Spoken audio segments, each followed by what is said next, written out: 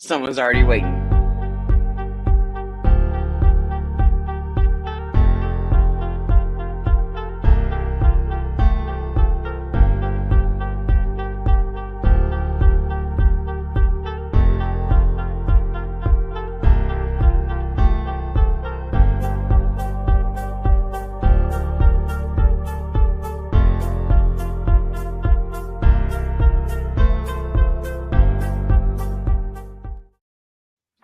Hello, everybody. Welcome to the Kratom Gals. Get ready to laugh, learn, maybe even get a little heated because we're going to react to trending topics. We're going to debunk myths, and we're going to share our collective experience as responsible whole leaf Kratom consumers.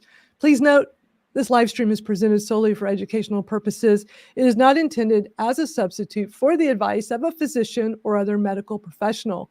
Our community comes together to share our knowledge, stories, and experiences. And real quick, if you'd like to support our efforts here, please go to kratomstoriespodcast.com/donate. It'll take you to our Buy Me a Coffee page, or what I like to call Buy Me a Kratom Tea page. And if you get a lot out of this, you want to help support our efforts, feel free to pop on over there. Let's take a moment for everybody to introduce themselves. I'm Madalyn Sklar. I host the Kratom Stories Podcast, the Kratom Real Talk community, and I started this live stream series of the Kratom Gals back in December. Y'all, we're almost at a year of this, which is amazing.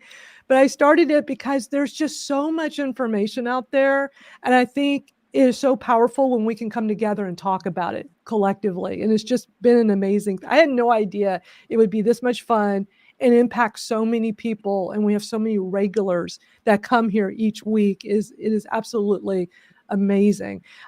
We have a special guest today, John Shinholser. So excited to have you here. Why don't we go around the room here and have everybody introduce themselves. Why don't we start with Misty, and then we'll get all the way to John at the end. Hi, my name is Misty Brown, aka the T-Bish, and I am an over 5-year Kratom consumer / advocate / activist. It's been saving my life from an 11-year addiction to pain pills, benzos, and muscle relaxers. Now I consume for my chronic pain, anxiety, and depression. Nice. My name is Jennifer Gillis, also known as Winifred Jenkins. I'm a 5-year Kratom consumer. I consume it for chronic pain, and it has improved my life dramatically. And so I'm glad Madalyn put this together so we could get together every week and just go over all the misinformation that's out there. It's really been a fun time over the past year. And this helped you a lot this week, Kratom has, because you've been traveling, you've been doing a lot. And because of Kratom, you've been able to do this. You want to share that real quick? Yeah, I went all the way. It's a 6-hour drive from Memphis to Knoxville. But I went and visited my son in college. And I mean, I would not have been able to do that, especially by myself without Kratom. And I mean, I'm thankful for it every day, but the past 3 days, like in the back of my head, all I can think about is thank God for Kratom, because I'm exhausted, but I did it. It's awesome. That's awesome. Your internet's kind of going in and out. You might want to refresh, reload, come back, or just because it's acting up a little bit. Yeah, we could hear you, but your video keeps stopping. So I think it's internet. And then Venus. Hi, I'm Venus Usher, and I live in Delaware, and I'm coming up on 8 years that I've been a Kratom consumer, and ever since I tried it the first time, it worked. I just wanted to let everybody know about it. I started with my doctors, then my friends, and since the first thing you hear is either, oh my God, what is that? Or they haven't heard about it. I love that we have this platform to be able to get the misinformation, get the correct information out so that people don't believe the misinformation. So, and I just enjoy it because when you're sick like that, you lose a lot of family, you lose a lot of friends, and you get used to being alone and dealing with stuff alone. So it's nice to have the community that on top of Kratom, which saved me there, the community also brings everybody together to help with the other stuff to help save you with that too. So Kratom just is all around giving miracle. So and I'm happy. I love our community. We're just such a warm and inviting community, and like no politics, no BS. We're all just here to help and support each other. I really love that. And we got our very special guest, John Shinholser. How are you today, sir? I'm good, Madalyn. Thank you so much for having me. I am John Shinholser. I'm a Marine Corps veteran, but and I've been newly, I guess, appointed as the director of American Veterans for Kratom Safe. It's a special project the AKA is putting on, and they asked me to lead that effort. So I'm very excited about that because I come to realize if we don't take responsibility for the narrative, if we leave it up to others, man, we're screwed because this is not a good environment we're in right now. So we got to change the way things are. And oddly enough, a lot of folks know me as a person in long-term recovery from substance use disorders. I've been clean and sober over 42 years. And but I've been studying Kratom almost a decade now. And I know used appropriately, it's an awesome product. It has many uses. And when I got wind of that Hopkins human trial study, I wanted to be part of that scientific study. So I started consuming Kratom. Well, really not Kratom, mitragynine, however you want to say it. So I basically took a low dose of that for 9 months. And I went through the Hopkins study. And I had the last part to go, which was this week. It was a 4-day hospital stay. But when I went up there 2 weeks ago to do the 1-day stay, they gave me heads up. My blood pressure was too high to do the 4-day thing. And there's no way I get my blood pressure down. So make a long story short, I stopped using what I was using. It's been a week now. And I got to tell you the truth, I don't know if I got one detox or withdrawal symptom at all. And being an addict in recovery, you would think I had this mental obsession. That's not even there. Yeah. So I know I'm certain, low doses of Kratom or Kratom products is about as safe as coffee. So we can put that bullshit to rest right there on that one. So I second that. Yeah. Yeah. So 9 months daily, low dose, stopped. And and I tell you something else was interesting. I think when I got into this little routine of doing these gummies that were 16 milligrams of mitragynine, and I was doing 4 days. I spread them out, but after a while, I realized I could cut them in half and get the same benefit I was getting, which was really focus and alertness, off of half of them. So the last several months, I was doing 8 milligrams of mitragynine 4 times a day, which is about less than a gram of Kratom if you put it into the Kratom powder world. And I was thinking, I learned that old saying, less is better. Less is more. Yeah. I mean, so, I got all this hands-on experience now, so that's even better. So, I mean, outside of the kids that are abusing and taking tons of the stuff, which is an addiction problem, that's not an adult responsible consumer problem. Yeah. And it's like we just got a long ways to go with educating folks. Is your blood pressure back to normal now? No, it'll never be normal. I've had high blood pressure my whole life. When I was in the Marine Corps, I had high blood pressure, but they won't get rid of me. It's hereditary. I mean, everybody in my family's got it. And then now if I take the expensive medication, I can get it down, but hell, I can't afford $500 a month for blood pressure medication. So I take the cheap shit. And it barely brings it down a little bit, but I don't. You need to stay hydrated. You need to piss that shit out. Look, I drink water all day long.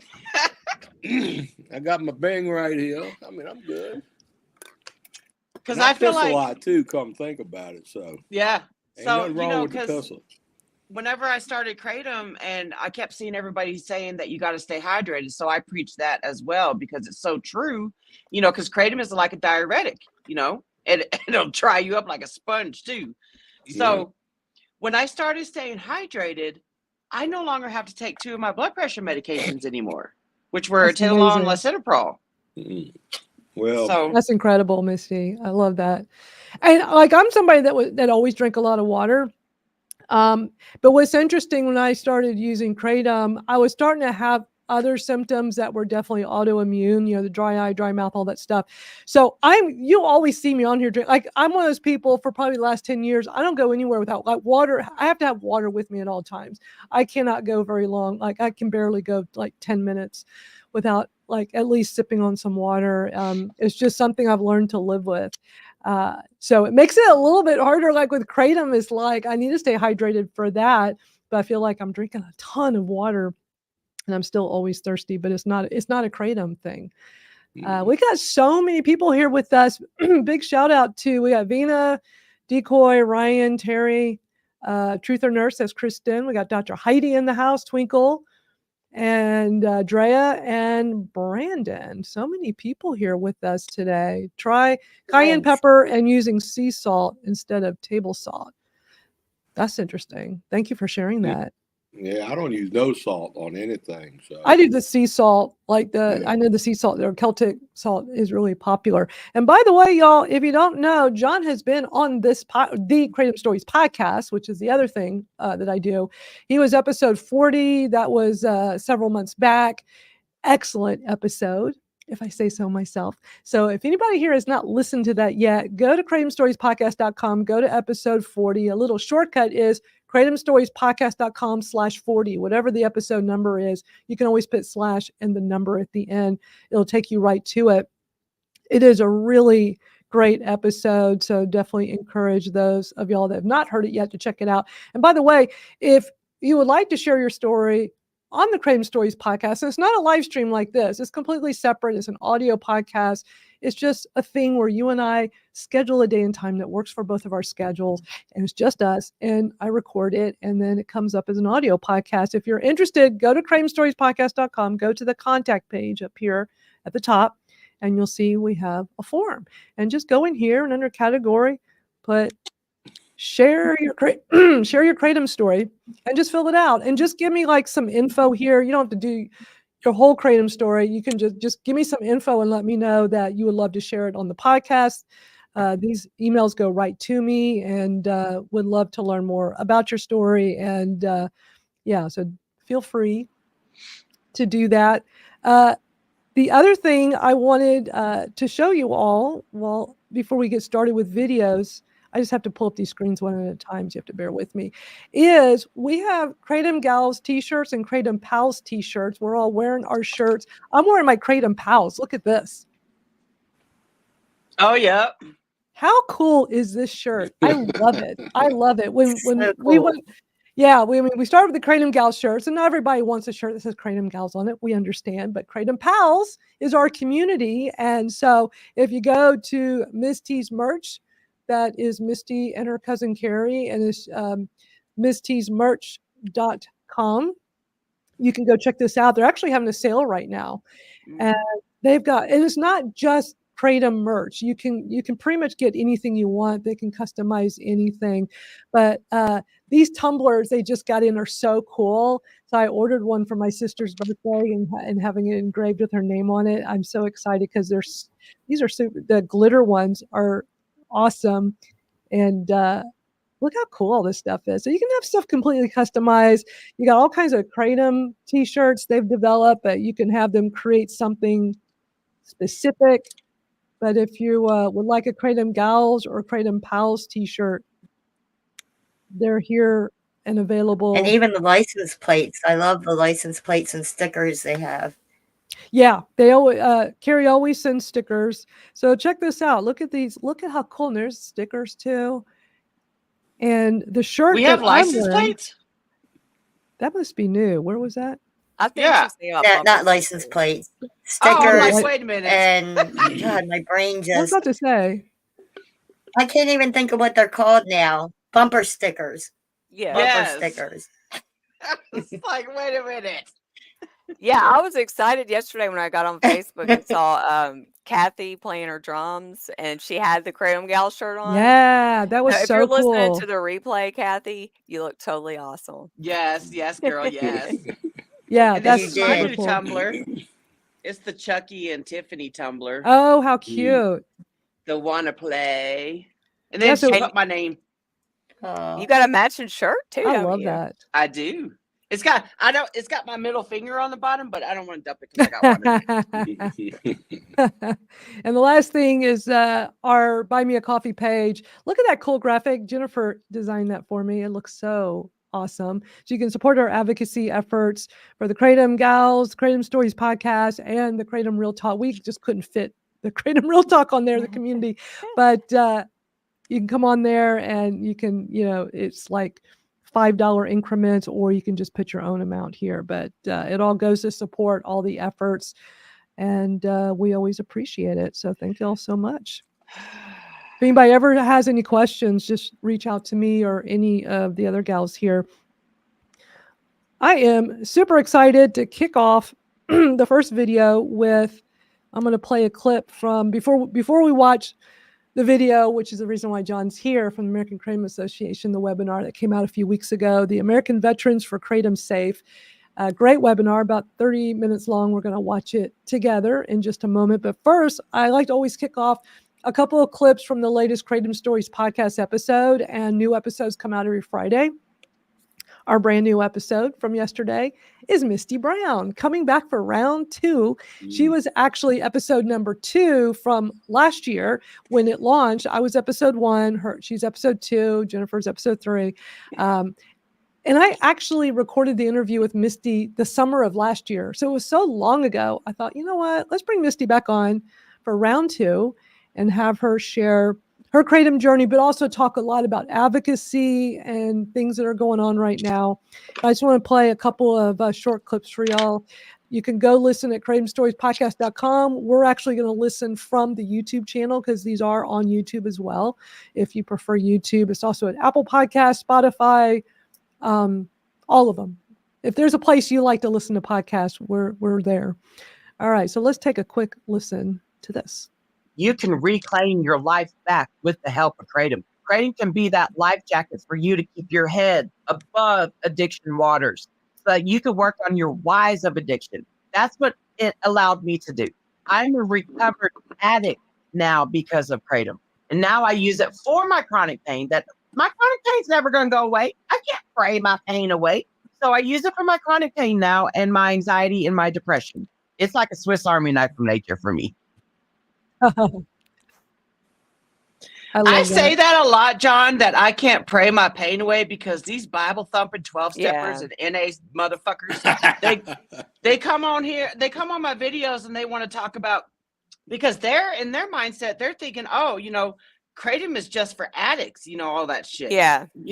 But like I said, Kratom is like the Swiss Army knife from nature. It helps with chronic pain. It helps with depression. It helps with anxiety. I cannot pray my pain away. I can't wish it away. Yeah, it's hard to have an intelligent conversation with ideologists. You know what I mean? So that's the problem you're up against. People believe the shit they believe. They don't want to know the truth. Right. I always say I don't subscribe to brainwashing. Right. And, like, I know that was your territory for a long time, McShin Foundation. Yeah. But, I don't like, and then the other thing that might come back would be, well, you would be praising me if a doctor was prescribing me an antidepressant or anti-anxiety. Yeah. You would be praising me, put me on a pedestal. What else we don't realize is you look at like the 40 million addicts that are in active addiction, and there's another 40 million in recovery. Less than like 2 million of these folks are 12-steppers. But yet it's like they get a lot of volume when it comes to, bitching and complaining about things. Yeah. And it's not even balanced. That's why we have got to become a constituents of consequence, the Kratom community, so we can fight back against, the misinformation these people are pimping out. It's not right. Pimping out is the correct word. Yeah. It sure is. It sure is. They out here 13-stepping the misinformation. Yeah, and I'm still a 12-stepper, but I'm a free-thinking, open-minded guy. Right. Hell, 3/4 of them 12-steppers on some kind of prescribed medication. Right. And a lot of them are dangerous medications. They're very addictive, and so I cannot see why they complaining so much. And it's only the ones that abuse it that bitch the most.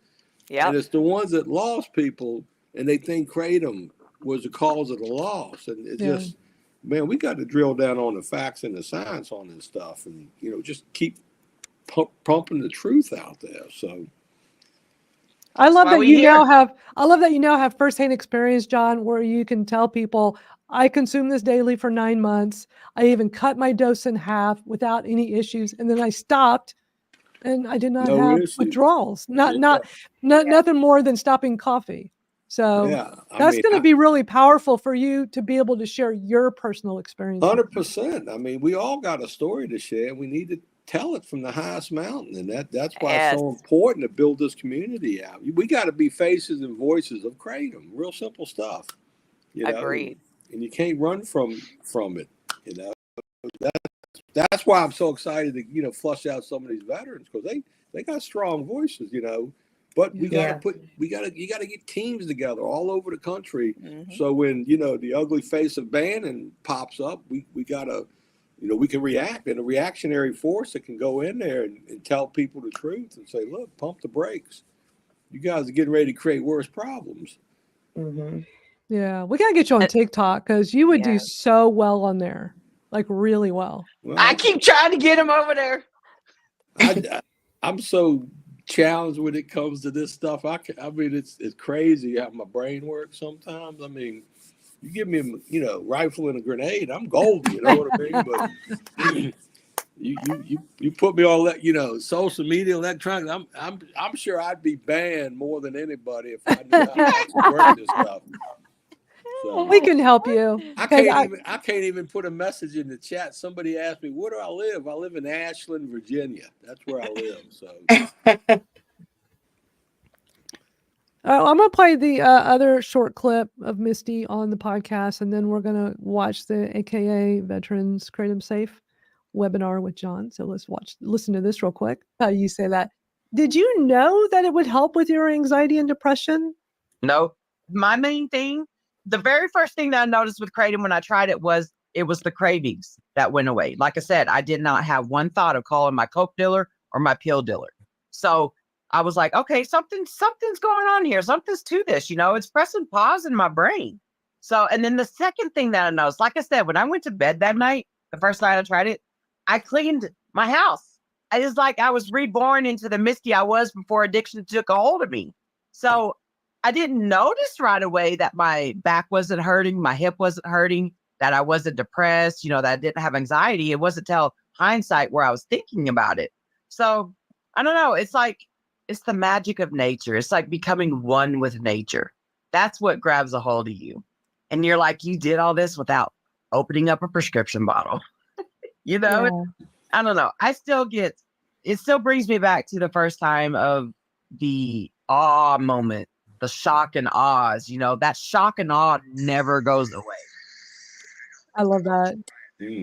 So true. That shock and awe never goes away. Every day. Perfect words. Yeah. Let me add one thing. I will notice one thing when I stopped doing that Michiganing. I noticed my arthritis pain came back. Yeah. And I noticed I'm not quite as alert and focused as I was a week ago. So there is some, you might say, downside to that. I mean, I do say that, when I don't dose 1 to 4 days a week now, my chronic pain does come back, but it doesn't really hit me like a Mack truck like it used to when I'd run out of my pills. My chronic pain doesn't go back to 1,000%. Yeah, it was bad when you ran out of pills. Yeah. Mm-hmm. Yeah. What were you addicted to, John?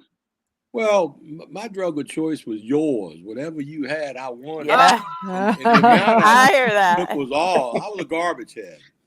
Now I got clean BC before crack, 1982.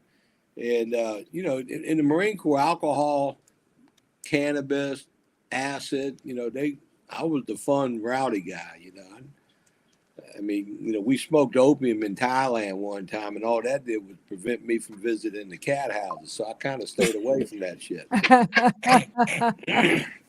I mean, opium knocks you out, man. Yeah. I was a happy guy, man. I was John Belushi in that movie Animal House. Yeah. Oh my God, I can see that. I got it. Young kids don't know what I'm talking about, but y'all probably do. So. Yeah. Oh, yeah. That's a perfect way to put like, yeah, you just tell us that. And we're like, okay, we know Yeah. exactly how you were. Yeah. I can already picture you grabbing the guitar out of somebody's hand and smashing it. Yeah. Well, I remember in rehab when they talked about one too many, 1,000 never enough. I picked up on that right away. I said, shit, you right about that. Yeah. I never wanted one of anything. Yeah. Well, we're going to watch the webinar you did with Mac Haddow from American Kratom Association for American Veterans for Kratom Safe. You want to tell us a little bit about you? You're the newly appointed national director of this program. You want to tell us a little bit about it before we watch the webinar? Well, I think the bottom line is we got to flush out some veterans. There's a lot of veterans nationwide in every community that are consuming Kratom. And believe it or not, veterans, we were those folks at one point in time in our life, we signed that blank check that included up to our life. And so I think we have special reverence in the nation as veterans, and you got to listen to us. So I think the plan is to, flush out more advocates, create the proper narrative, but bring juice to the table. Like when we show up at these town hall meetings, these, municipality bannings, and we got work to do in Congress too with the national legislation. So, we got to take the time out and just find the folks that want to be that face and voice of Kratom, but more important, get some veterans involved too. Mm-hmm. So you want the whole mix. You want the mommies, the housewives, the soccer moms, the veterans, the athletes. You want, the chronic pain folks. You want everybody at the table sharing their experience, strength, and hope when it comes to Kratom. And at the end of the day, if you say no to, our constitutional rights, there's something wrong here, so. Well, think about how many veterans could be helped that don't even know about Kratom right. yet. That's I would say all of them, Yeah. Yeah, I agree. Where's Charlie? Come out the foxholes. Well, John, if you know of any veterans that would like to come share their Kratom story on my podcast, let me know, because I would love to interview them. I bumped into a guy the other day, highly motivated, a soldier, served in Afghanistan. Yeah, I'll reach out to him when we hang up, see if he'd like to come on and share his experience. Yeah, I would love to have him on the podcast, and we could, we can always bring. I think we'll have guests more often over here. What do y'all think? Absolutely, yeah. I love it. I think once a week for a 10-minute segment, you ought to bring a veteran on. Oh, that'd be cool. That'd be cool. Let them pitch their story. But also, let me point out, the veterans, they need to go to the AK website, the Veteran Safe website, and sign up there, because that's the clearinghouse is going to be over at AKA headquarters. So we want everybody to go there, then we'll sort through them and reach out to them. I'll contact every veteran. What's the address? protectkratom.org/veterans. Yeah. Let me pull that up really quick and I'll share it so y'all can see. I had to bug John the other day to get it. Yeah. They don't have it linked. You need to tell Misty, tell Mac on the YouTube. They don't hardly ever fill out the description. They really need to put that link. They need to fill out the description. I think they're scared of losing it. Oh. Because they lost their Instagram account and it took a long time for them to get it back. That's so ridiculous. Because on YouTube, it'd be nice if it was linked on there, but that's okay. Yeah, I told Misty the link. She's got the link. Yeah, I just pulled it up. She's talking about the American Kratom Association YouTube page, where in the description part you could put links. But like I said, they might be afraid of losing it. I remember back in the day, I was afraid to put any of the Protect Kratom or American Kratom Association links in my description or in my comment section because it would flag it. Right. And we know Joey Talks lost his YouTube channel last year. This is a great page. So at the top here, if you go to protectkratom.org/veterans, what we're getting ready to watch is this right here on the right side. That's the webinar from the AKA with John and Mac. So that's what we're going to be watching now. But yeah, if you're a veteran, do go to that. And you can tell your story anonymously to them, right? I mean, you don't. Yeah, they'll keep it anonymous if you choose to. But also, I want to invite the spouses of veterans and the family members of veterans too. Because veterans is a family. So if, we want to get the full spectrum here. So anybody veteran related can go to that site and tell us their Kratom story. But more important, we need these folks to suit up and show up when we need them in their communities, in their state. And then when we do the national rallies, we'll need them for that. I see that Brandon is here or was here. He submitted his testimony. He's also a vet as well. He's got an amazing story. And Tom's here. He said he's a retired Navy vet supporter since 2015. That's awesome. Yeah, Tom, definitely check that out. If you'd like to share your story for my audio podcast, Kratom Stories, do reach out. I would love to hear your story. Now, Tom, you may not see it, but I got the USS Tara hanging on the wall back there. That was my first deployment, was on the battle group that freed the Iranian hostages. So wow. I take full credit for that. They knew I was tipping the spear that day. Of course, President Reagan getting inaugurated had a little bit to do with it. So, yeah, my dad's a Navy vet, or was a Navy vet. I like to remind all the sailors that the Marines is the men's department of the Navy. He would have loved that. My kid's father is a Marine vet. Right. That's cool. Both my grandfathers were World War I vets in the Navy. Wow. One of them was World War I, World War II. So wow, we got steep history in my family of all branches of the service. So. We call Madalyn the USS Madalyn because she's the captain of she's the captain. Oh, Yeah. Well-deserved title. If y'all saw like how I do all this, it's a lot, but I'm good at it and I like doing it. It's fun, but it can be stressful. I think if I try to show one of y'all how to do it, y'all be like, too stressful. Let's watch the video, the AKA video, because I'm really eager to watch this and hear what John and Mac have to say about this new initiative. So it's 33 minutes long. If y'all want me to stop at any point to talk, just start speaking up and I'll pause it. And those of you watching live, keep commenting. I'll put them up on the screen. Let's have a discussion. So here we go. I think I'm gonna play it at 1.25. I'm gonna just bump up the speed a little. If it gets too fast, I'll put it back down. My name is Mac Haddow. I'm the Senior Fellow on Public Policy with the American Kratom Association. And joining me this evening is John Shinholser, who has been a long-term advocate for Kratom and its potential benefits for people that are in the addiction recovery area. But he's been, for a longer term than that, is a Marine. And we have talked about the importance of the stories that we hear constantly about veterans who are looking for alternatives in the treatment of acute and chronic pain associated with their service-related injuries or with PTSD and other kinds of struggles that our veterans have.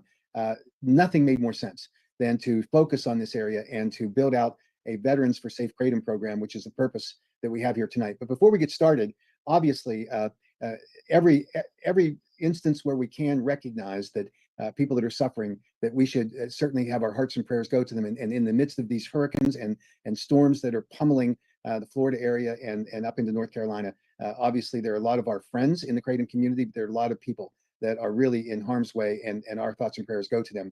And we certainly stand by, hopefully, to help as those in the Kratom community identify needs along the way. But certainly our prayers are with them. To start about the Veterans program that we're about to embark on and announce here tonight, when we first got started in this battle on Kratom and the FDA's war on Kratom, I received a phone call from a wife of a service member, Michael Wheatman, and she told me about her husband's journey, where because he was a SEAL Team 8 guy and had made enormous sacrifices for our country, and he got, because of service-related injuries, ended up in the VA system, and as many tragic stories as we hear, didn't respond to the kinds of treatments, and whether or not those treatment protocols actually serve the interest of these veterans is a real question. And it was at the point where he had simply lost his family. He had lost connections with all of his social network. The opioids that they were treating his pain with had debilitated him to the point that he lost his home, and he was lost in his life. And she said that Kratom actually saved him. And she talked about how his recovery and how Kratom had brought him back into society, where they had met, where he had remarried her, and that they had built this life together. And she just wanted to say thank you to the American Kratom Association. And I thought, wow, what a powerful story. And I asked her if I could talk to her husband, Michael. And she said, well, he's not as confident about his ability to speak about these things as he used to be. But after some coaxing, he finally got on the phone with me, and he even did a video for us. And that's on our website. And if you haven't seen it, you should go and watch it, because it tells this fabulous story about an American hero who found his way back into society and into a productive life and into a whole life because of Kratom. And I think that as I have heard numerous stories of veterans along the way, to hear that replicated has been absolutely terrific, and is a testimony to what we should be doing when it comes to public policy. We know that Congressman Jack Bergman, who's a former Lieutenant General in the Marine Corps, and who is a co-sponsor of the Federal Kratom Consumer Protection Act, doesn't just do this as a public policy matter. You should read his letter that's up on our website that he sent to state and local officials, talking about how important it was to stand up and fight the FDA, because the FDA's position on Kratom is not justified in the science. It is a petty dispute that the FDA bureaucrats have had towards dietary supplements and botanical supplements for decades. They prosecute that war with disinformation, with trying to divert attention away from their failure to act. And Congressman Bergman is a warrior on these issues, and an inspiration, I think, to all of us that are in our foxholes fighting these battles as we go forward. But as we've thought about how do we capitalize on this experience that we have seen from so many of the Kratom community who themselves are veterans and who have found the benefits of Kratom to be not just life-saving, and that's important, but also getting them back into a normalcy of life and restoring their lives so that they can function at very high levels with their families and with their employment opportunities and in society. So that's what we want to get to. We want to celebrate that journey. And so we've asked John to take on the project of leading our Veterans for Kratom Safe program. And our goal here is to identify and recruit every veteran who has had this positive experience with Kratom and their family members to join us, so that when we talk about public policy, that we're not just doing this sort of sanitized, this is the policy argument, but these legislators and these policymakers get to hear the real life stories about people whose lives have been improved or saved by Kratom. So that's the objective of this program. When we talked to John about it, we weren't certain exactly what his reaction would be. He leapt at the opportunity. His passion and enthusiasm came through the screen when we talked about it on a Zoom call. And he's here tonight. I'm going to turn it over to him, and then we're glad to answer any questions anyone has. We are live streaming this, and we're recording it. We'll be able to share it after this event is over. We want it to become the springboard and the catalyst for people to join, to recruit, to find people in their communities, their sphere of friends that are veterans who have benefited from the use of Kratom, so that we can translate that journey into a story that can be told persuasively to these public officials. I want to personally thank John for being willing to take this assignment. When we're out there and we're fighting these battles, John has been with me in many of these legislative hearings. He knows exactly what I'm talking about when you see these legislators' reactions and how they want to focus on some of the minutia, and they don't have the opportunity to see and to feel and to hear the stories of people whose lives have really been improved because of Kratom. So, John, thank you. And I'll turn it over to you, and then we can open up for any questions that anybody might have. Very good. Thank you very much, Mac. Yes, I was so excited when you came up with this idea. I don't know if it was the Marine in me, first to fight, never say no, volunteer for all the details, which I did have a reputation for that in the Corps. But, I'm just disgusted the way Kratom's been demonized, but especially the way they're handling our veterans. And I think AKA is on point. We have got to rally these veterans. We've got to get them on board, give them just, simple training, how to tell your story. Part of the first thing I told you and Mark, when we came up with this idea, I said, man, we gotta get these veterans to send us in these 2-minute videos, tell us their Kratom story, because telling your story is powerful. And people don't like to say no to a veteran. Personally, and all the veterans I hope to enlist, we signed that blank check at one time that was up to and including our life. And if anybody in America, has the right to not only free press, freedom of speech, but to petition your government on silly things, it's these veterans. And I'm just excited, and I know it's going to be valuable and important, and I'm sure it's going to grow and do well. And I want to be part of it. And most of the people watching know my history with recovery. They know I've been in recovery over 42 years, but for the last 8 years, I've seen the value of Kratom with the addicted population, especially the veterans. And man, this Kratom should be the gold standard for not only recovery, but for so many other ailments. And to demonize a veteran who wants to consume Kratom, that's not acceptable, and that's not going to fly in my life, and it's not going to fly in AKs. So, the short version of why I'm here and what I'm doing is I'm passionate. I'm excited. I can't wait to see where this goes. And you know me, Mac, I can talk longer than you, but if we do have some questions, I'd love to hear them. Well, and people, if they want to ask questions, you can go to the Q&A button. And I know someone's already asked a question. Yeah, I saw Misty out there. The problem is veterans are afraid to speak out on fear of losing their benefits. I'm not so sure you can lose your disability benefits for consuming kratom, especially if it's federally legal and in the state you're in if it's legal. So I think that's more of a stigma attachment than an actual reality. Now, I do know if you're on government assistance and if you're addicted to illegal drugs, then yes, you can have a problem there. But if you're not in a banned state, that's a battle we should be fighting right there. How dare they demonize and stigmatize people with benefits responsibly consuming kratom? That doesn't even make sense in my book. Well, and I think Misty's right about the fact that that the military currently does not allow for an active duty military personnel to consume kratom. That's active duty, right? But the Veterans Administration also does not allow. Now, whether it applies, as you say, to the continued benefits, we'll have to check into. But we are going to be before the Veterans Administration and the Department of Defense appealing their decision about kratom, because we know that the origination of that policy comes from the FDA. And, you know, I think anybody that takes a rational view of this understands that the FDA can do some good things, but they are wrong when it comes to kratom, just as they were wrong about dietary supplements and botanical supplements, which required the Congress to pass unanimously, which tells you how mad the Congress was, unanimously passed the Dietary Supplement Health and Education Act in 1994. And it was because the FDA just went too far, they got extreme, and the FDA, because they were claiming that dietary supplements were killing people, that there were all these serious adverse events from dietary supplements, and Congress had to stop them and create a framework for regulating dietary supplements. And that's true for kratom today. But the VA and the Department of Defense should not be duped, particularly when you've got all this new evidence that's emerging, both in terms of NIDA-funded studies and the FDA's own studies, which show the kratom is well tolerated at all dose levels. And to the extent that the military or the veterans believe that the readiness of the forces that they obviously have to rely on are somehow going to be impaired by the consumption of kratom is nonsense. So we're going to be fighting that battle, and I think it'll be one of the key objectives of the Veterans for Safe Kratom program that we take on the VA and push hard, because I know that that one of the stigmas and the fears that veterans might have is exactly this issue, and we'll find out what the policy is. We'll get Congressman Bergman to ask the VA, is any veteran going to potentially lose their benefits if they acknowledge they use kratom? Let's find out, and we'll be able to inform the veteran population in the kratom community. Well, we do. You know, Misty keeps bringing the point up about the fear, the stigma, but it's true. You have active duty military, you have retired military with benefits, you have those in the VA system, but the majority of veterans aren't married to any of those things. They're just, they did it 4 years, they're out, they're 50 years old, 40 years old. So those veterans is a good starting point.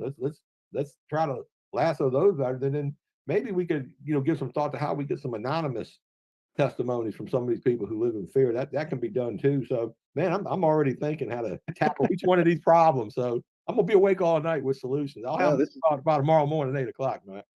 Yeah, absolutely. And I think, and the follow on from Misty is that some of them worry about their government jobs too, that maybe they retired from the military, they're out in the government. Obviously, we need to address this in terms of the internal policies.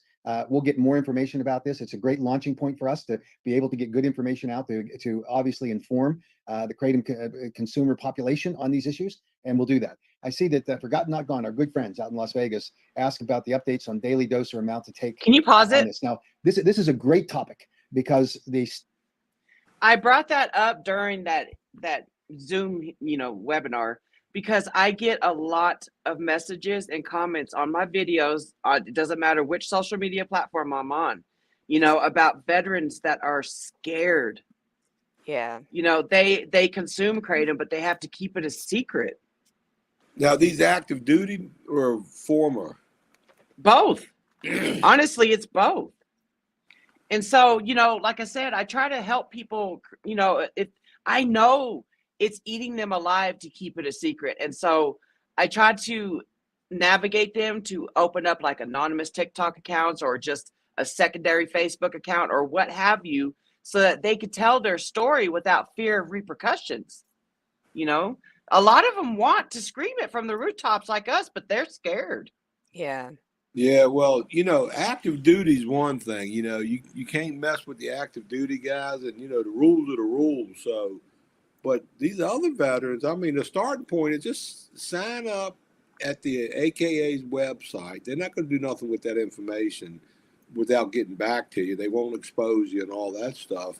But, you know, we got to start talking to these folks and see exactly where the problem lies, and maybe there's a simple solution for it. But, you know, fear is the enemy. You got to lose fear here. I mean, this is a serious problem we got in America, and you know, we can solve it, but it's going to take courage. It's going to take commitment. It's going to take, you know, volunteerism, stuff like that. So, you know, it's like they play the whole VA game. They go in, they get their prescriptions that these VA doctors are prescribing them, but they don't take them.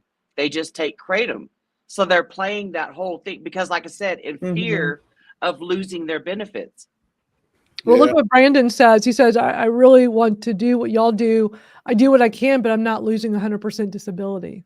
Yeah, you can't risk that. I don't blame you for that, Brandon, but I think we got to do a deep dive into that. Something's wrong with that, because I mean, once you're disabled, once you got your disability, I'm not in that particular world, so I'm not sure what the fine lines are, but we're digging into them at the AKA level, though. That's a commitment you got. Okay, that's good. That's good. Yeah. Because my heart bleeds for them, and it breaks my heart to get those messages, especially on TikTok. You know, there's a huge veteran population over there on TikTok. And like I said, it fans my advocacy flame, you know, because I know that I realize that I'm speaking for people who can't. Yes. Yeah. You know, and you know, we will continue. Yeah, my whole life, as far as back as I can remember, and I think the older folks would know what I'm talking about, doctors would always tell you to do these alternative treatments, these alternative things, you know, like It's honey now. and whiskey for a cough, and you know, salt baths and chewing tobacco for bee stings, and you know, they weren't so scared to make suggestions, but the FDA's got these poor doctors, you know, they got them by the nuts with their licensing stuff. Yeah. I mean, seriously, they're like they committing fraud on their end. I think, you know, the FDA, I mean, a physician should still be able to make suggestions without fear of getting But they burned. don't. They can't. They don't. And you know, knowing the versatility of Kratom and the VA and what they do prescribing medications and whatnot, they're the last people that should be complaining about a consumer of Kratom. You know, as long as you don't abuse it, you know. So, but how are they going to get their funding if they're telling people to use Kratom?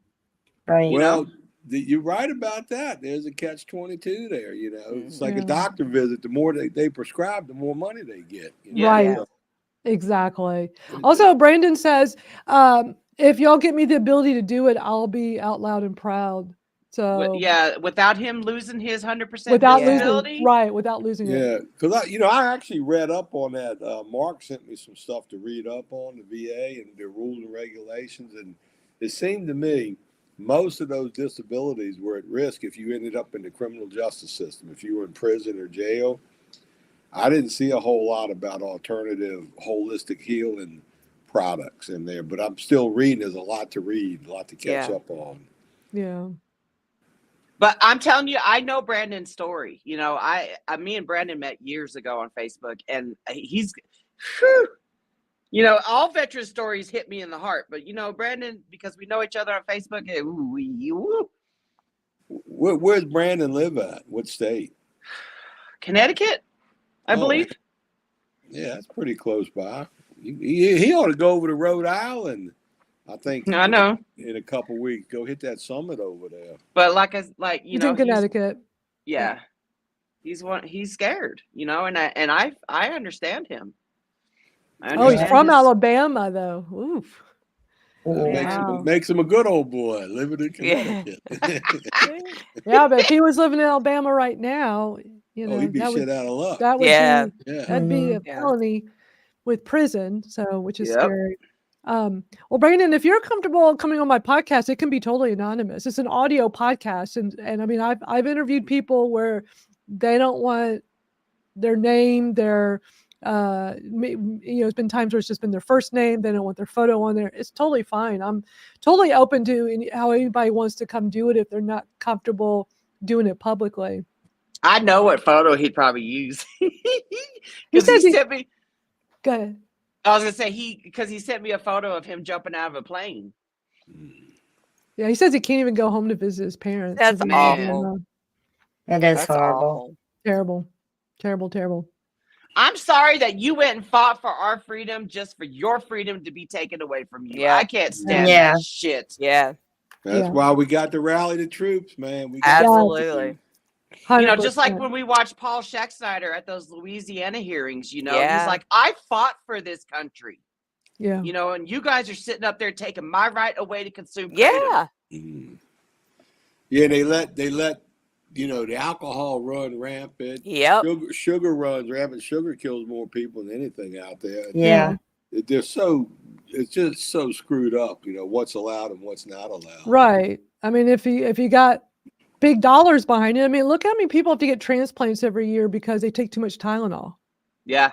Yeah, Like, no- They don't Yeah. talk about that because, people just don't even realize it happens all the time. Yeah, Yeah, every product I've ever noticed that once a product starts reaching a couple $100 million a year, then all of a sudden people start getting sued too, and the only way Yeah. to win a lawsuit is to demonize the product. So, yep.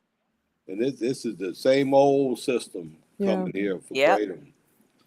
So I just read an article yesterday about Cymbalta. There's a recall on certain Cymbalta's extended Really? release or something like that because it's linked to cancer. The FDA approved these Cymbalta products, but it's linked to cancer. I know somebody who just got prescribed that, and she told the doctor she didn't want to take it because there was a lot of concerns about it.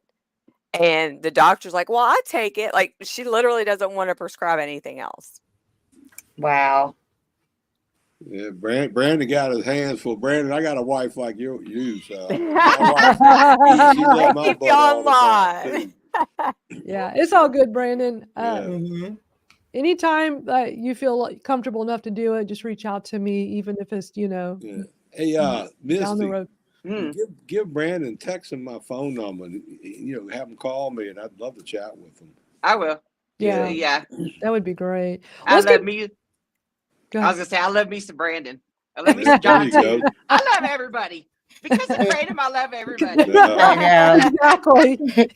I'm just so happy. I Yeah. love everybody. I love that. Let's get back to the video because we still got a ways to go with this. Right. So back to the American Veterans for Kratom Safe kickoff webinar from a few weeks ago. So here is Mac and John. Standard for the consumption of kratom really relies upon two things. One is the manufacturer has to have a good faith basis on the safety of their product. Now that means that it has to be safely If anybody just got here, I am playing it at 1.25 speed because we're trying to get through this because we have other stuff to watch. So that's FYI. If you're like, why is he talking so fast? He already talks fast. He's talking a little extra fast. That's why. formulated. They have to be able to demonstrate that they have got a kratom product that is not going to be per se dangerous because its formulation is too concentrated, or the formulation is combined with other products, non-kratom products or ingredients that are psychoactive substances that need to be reconciled with good science. So we need to find out the truth of that. And the second component of that requirement federally for the introduction of a product into the marketplace requires under the conditions of use. So that's where labeling comes in. And the very point that we're hearing from our friends from Forgotten Not Gone is, what is the safe dose of kratom? So we know a little bit about this in terms of science that has been done, and enough science has been done to demonstrate the following. When you take a kratom product and it's pure leaf or powdered product, the worst thing you can do to yourself is make yourself sick, because metrogenine, the main component of kratom, has a ceiling effect. It doesn't give you any greater effect. And if you keep taking it because maybe you think you're going to get an enhanced effect, or because you have an addiction personality, you're going to make yourself sick and you're going to toss your cookies. That's it. Now, for extract products that are concentrated, this dose level is very important, both in terms of what you should take in the initial dose and the number of serving sizes you should take in a day. That has to be on the label, because extracted products have taken out all of the microbial load and they've allowed only metrogenine. And if it's metrogenine only, then follow the directions on the label, because those companies simply have an obligation and responsibility to label it appropriately. If you have a kratom product that does not say what your serving size should be, either on an individual serving or for an amount to be consumed in a day. Toss it, throw it away, get rid of it, and don't purchase it again. This is the ridiculous situation we're in the United States because of the FDA, and it just came up this past week in Florida. In Ohio. The Ohio Department of Agriculture has informed 2 retailers that they are not allowed to sell kratom if it's in a form that is obviously intended for human consumption.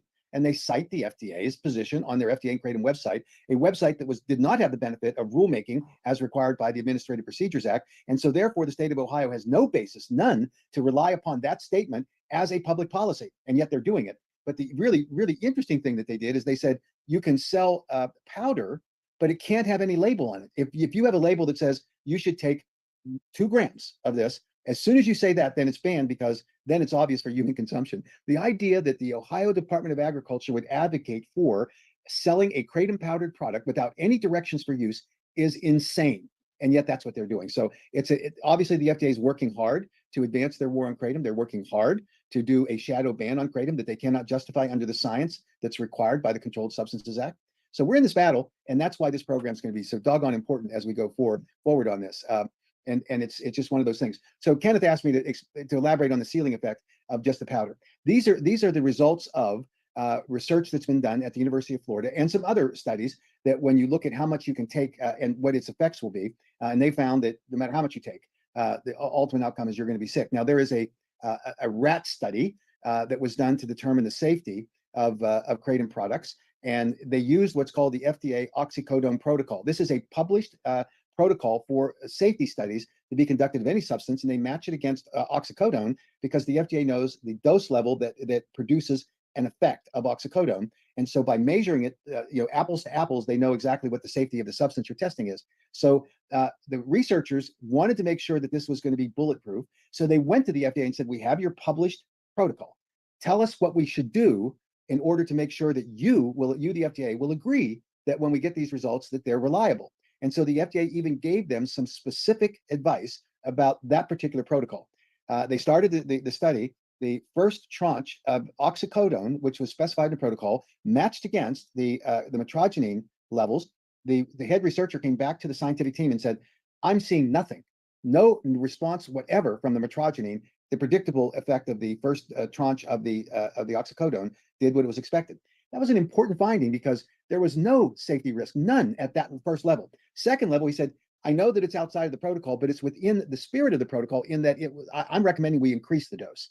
Let's see if we can get something that's higher dose of metrogenine, because I can tell you'll get nothing on the second tranche here as well. So they dramatically increased the metrogenine levels in the second dose, and the head researcher came back and said, I'm still seeing nothing. He said, this is a waste of your money and your time. Metrogenine is not going to produce a safety effect that's in trouble. He said, so I recommend that you let me, the head scientist, put as much metrogenine into a soluble solution as I can get to inject into the test animals. So they injected a metrogenine dose level at 400 times what any human could consume in a day. And what they saw in the animals, the expected oxycodone test animals died or had serious adverse events, and they got sedation only at 400 times. So that's why the basis for this is, as hard as they tried, they couldn't kill the test animals with metrogenine. And that's a pretty good a benchmark for safety. Now you compare that to what happened with the FDA's dose finding study that they announced in February. They started at 1 gram and they escalated the dose. They even skipped a couple of grams when they saw that they were getting no adverse events that were reported. The clinicians working on that study expected, based on conversations they had with the FDA scientists, that they would start to see serious adverse events that would occur at above the 6 gram level. So the protocol is that they had 40 people in each cohort, 5 cohorts. They had 8 people that were on the kratom, and they had 2 placebo. They started escalating the dose, and they saw that there was no effects until they got to 12 grams. 12 grams in a 5-minute period. You had to ingest it as quickly as possible in order to get it down. They saw the only non-serious adverse event experienced by the kratom cohort and the placebos was nausea.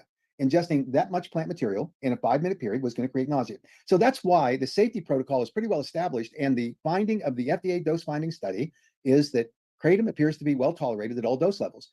Now, the plaintiffs' attorneys and the anti-kratom people are trying to say, oh, that doesn't mean anything because that's such a small study. It is a significant finding because the only way that the FDA could proceed with a human abuse potential study, which they are now doing, a 3-year study to look at the addiction liability of kratom, is if they could demonstrate it could be safely administered to humans. And they would not have proceeded with that human abuse potential study, but for the finding that kratom can be safely administered to human beings. And that is a significant finding. Now, you couple that with human clinical trials that have been done, which the FDA is aware of, which they've had the data submitted to them, which they've had the opportunity to evaluate, but the FDA refuses to officially recognize those studies as of yet. So there's a great story to be told here to public policy officials that kratom really is safe. What we have to watch for are combinations where somebody tinkers with the allocation, and we have in our Kratom Consumer Protection Acts a limit on 7-hydroxymetrogenine, which cannot exceed more than 2% of the overall fraction of the alkaloids in the plant. That's a safety standard, which was signed off on by Chris McCurdy. We signed an agreement, as many of you may know, with the Heart Group, which oversees the 7-OH manufacturers, and they agreed that they will no longer call 7-OH products kratom, and any that do should be deemed illegal and taken off the marketplace. We thought that was a great first step, and obviously now we've got to look at the science, and they have to justify their market entry on this. But this is a significant part of the evaluation that we're making about the safety of kratom materials, and this test was very important. And Misty makes a point. We don't know if it's a plant material, the gelatin capsules. We don't know. True, we don't know. Pretty good idea that it was the plant material that upset them, because it was the time period. In 5 minutes, it would cause nausea. And the key part is it was both the placebos and the kratom subjects. So I think that was an important study, and I think the collateral studies that are available and done that the FDA knows about, just hasn't publicly recognized, also prove that point. Well, I noticed Jeff had a question out there about FDA and maybe they've taken money or whatever. But Jeff, the bottom line is kratom bumps up against the Suboxone industry, the methadone industry. That's been they pimping that out as the gold standard for recovery. And here comes a plant product that you can pretty much buy anywhere, takes away the need for these pharmaceuticals and these doctors. So I really think they just circle the wagons to protect an existing industry, and they're doing it at the expense of us, the consumers, and the people it's helping. And that's where the problem lies. In America, we should have the freedom to choose products. It's real simple stuff. And it's something, if it's safe and available, how dare them demonize it and then ban it or schedule it unnecessary. So I think it's a combination of things, but maybe Mac knows more about the inner workings of the FDA. Yeah, well, it is unknown whether or not there's a money influence, because we know that there are pharmaceutical companies that market painkillers that would view kratom as a direct competitor. No question about that. And whether or not some FDA official out there is sympathetic with them or looking to land after they leave the FDA at some place and like that and wants to curry favor with them, who knows? That's been known to happen at the FDA, and that's unfortunate when it does. I think the more specific thing that is a problem, and it does relate to money, is that the FDA has this bias against dietary supplements. And the one thing that's true about dietary supplement regulation in the Food, Drug, and Cosmetic Act is that they do not have user fees associated with dietary supplements. There are user fees that are applied to new drug applications. So when a big pharma company comes in and says, I want to have this evaluated, it triggers a 5 to 10 year evaluation by the FDA with a lot of associated clinical trials costing billions of dollars. So the economic threshold to get in, but the FDA went to the Congress 2 decades ago and said, we can't keep up with this, with the allocation of funding that you're providing to us. So they begged the Congress to authorize these pharmaceutical companies to provide user fees, which the Congress did. It was intended at the outset that would account for about 5 to 10% of the total overall budget of the drug evaluation division of the FDA. Today, it's over 70% of the money comes from the new drug applications. So there is a resentment at the FDA that the dietary supplement industry gets off the hook. I've heard FDA officials describe it that way. They get off the hook. But you know what? The dietary supplement regulations do not require the intensity of review by the FDA. They're, in fact, as Dr. Califf appropriately said in Congress about 2 months ago, the FDA is the police to look at complaints that are filed with respect to dietary supplements. That's their job. And so they don't have that same requirement, but I think there's a couple of FDA people in their policy division that are looking for a payday to get the money from the industry with user fees, and that's part of the calculation. I think that is the bias against kratom. But even if we didn't have that, even if there wasn't that influence, I'm convinced that the overwhelming bias of a small group of people that sit in the commissioner's office in very high-ranking senior positions at the FDA have determined that kratom is a dangerous product. Now, they didn't have the guts to go, when ordered by a federal judge in the Southern District of California, to testify in the Guthrie case, when the judge said, I want the FDA with expert witnesses and documentation to show me why they claim the kratom is dangerous. And the FDA refused. And on the record, the U.S. attorney communicated to the judge, and it's in the court record, she explained that the FDA refused to testify because they, the FDA, have not yet determined that kratom is dangerous. Great. So has anybody seen a withdrawal of the statements on the FDA website referencing Factor 6 of their 2016 recommendation for scheduling, which is on their website? Factor 6 says that kratom poses an imminent hazard to the safety of the American people. Why hasn't the FDA disclaimed that if they haven't yet determined that it's dangerous? Why hasn't the FDA removed the language in the FDA and kratom website today, which says that kratom poses a threat to the American public and it should not be marketed as a dietary supplement, dietary ingredient, and they go on a list of all product formulations that they can legitimately fit under their umbrella of regulations to try to shadow ban kratom. The FDA speaks, as the judge properly said, they don't speak with one voice. And you've got NIDA and DEA saying that, right now there is not legitimate basis for anyone to claim that kratom should be scheduled. They say it. And yet the FDA is out there saying, oh, it should be scheduled. And they do it with their de facto shadow bans, with import alerts and their language on their website, jawboning people into a position about it being anti-kratom. So big challenge for us. And that is why we see what Ohio is doing, because they cite in the emails between the Department of Agriculture in Ohio and these vendors, the FDA website.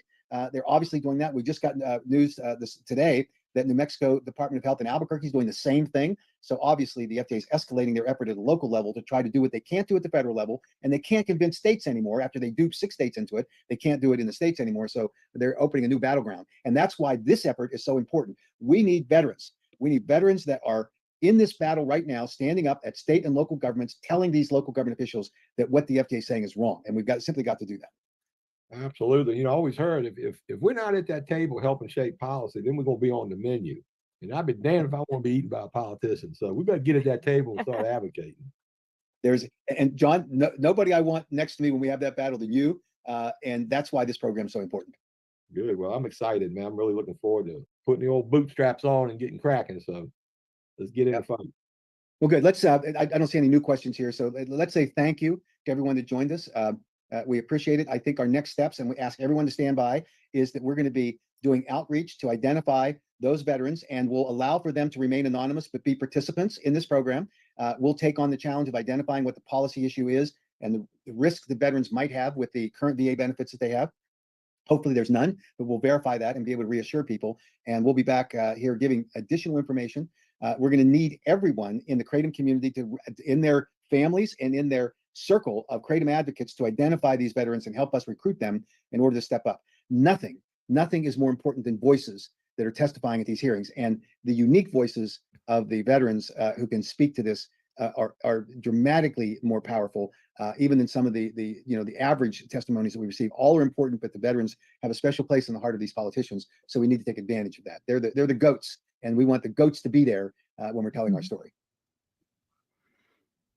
And John, you know what goat is? It's greatest of all time. That's right. Yeah, they call me that all the time. Okay.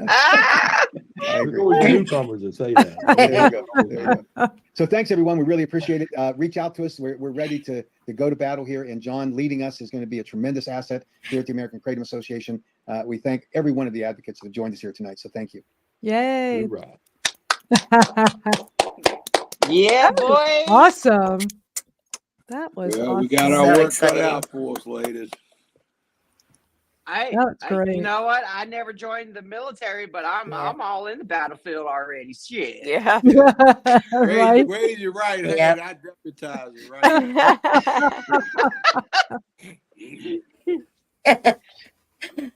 I'm telling you, this I know, like I said, I worked at the post office for 11 years, and I got to hear all the war stories from the veterans that worked there, and I used to, and even back then I used to be like, the FDA's got our, they care about us. They care. But they used to tell me all these stories, and I'm like, no, y'all just full of shit. Y'all are just being conspiracy theorists. But here I am, 45, and I'm witnessing what they were telling me. Yep. Yeah, shit's real. Yeah. Veterans should not be throwaways. They should not be tossed away. You know, Well- just like nobody should, but you know, for people that put their life on the line and got body parts blown up and burnt, you know, man. Spent time away from their families. Yeah. Yeah. You know, Chaps- there's so much special interest involved in all these veteran groups. And then once these special interests get a little bit of power, a little bit of arrogance about them, then they become detrimental to the true, authentic grassroots organization. So that's part of the problem out there. Is all these, we're fighting, you know, the demonization of Kratom, but all these special interest groups as well. You know, you got all these pharma companies, all the you know, the Suboxone people. Then you got these hater groups popping up that are suing Yep. people, and you know, it's like whack-a-mole at the AKA Yeah. level. Yeah. I don't know how the hell they do it up there. Yep. It's crazy. And then every other municipality, for whatever reason, wants to ban the stuff, and you know, I want to know what the chain of command is. Like for us, what we saw in Louisiana, it's recovery centers, it's rehab and recovery centers, and law enforcement. You know, it's always law enforcement. And when you hear recovery centers, it's the Suboxone, it's the methadone clinic, it's the clinical world, the recovery world, the non-clinical recovery world. Typically, they could care less. Harm reduction people like Kratom. You know, they.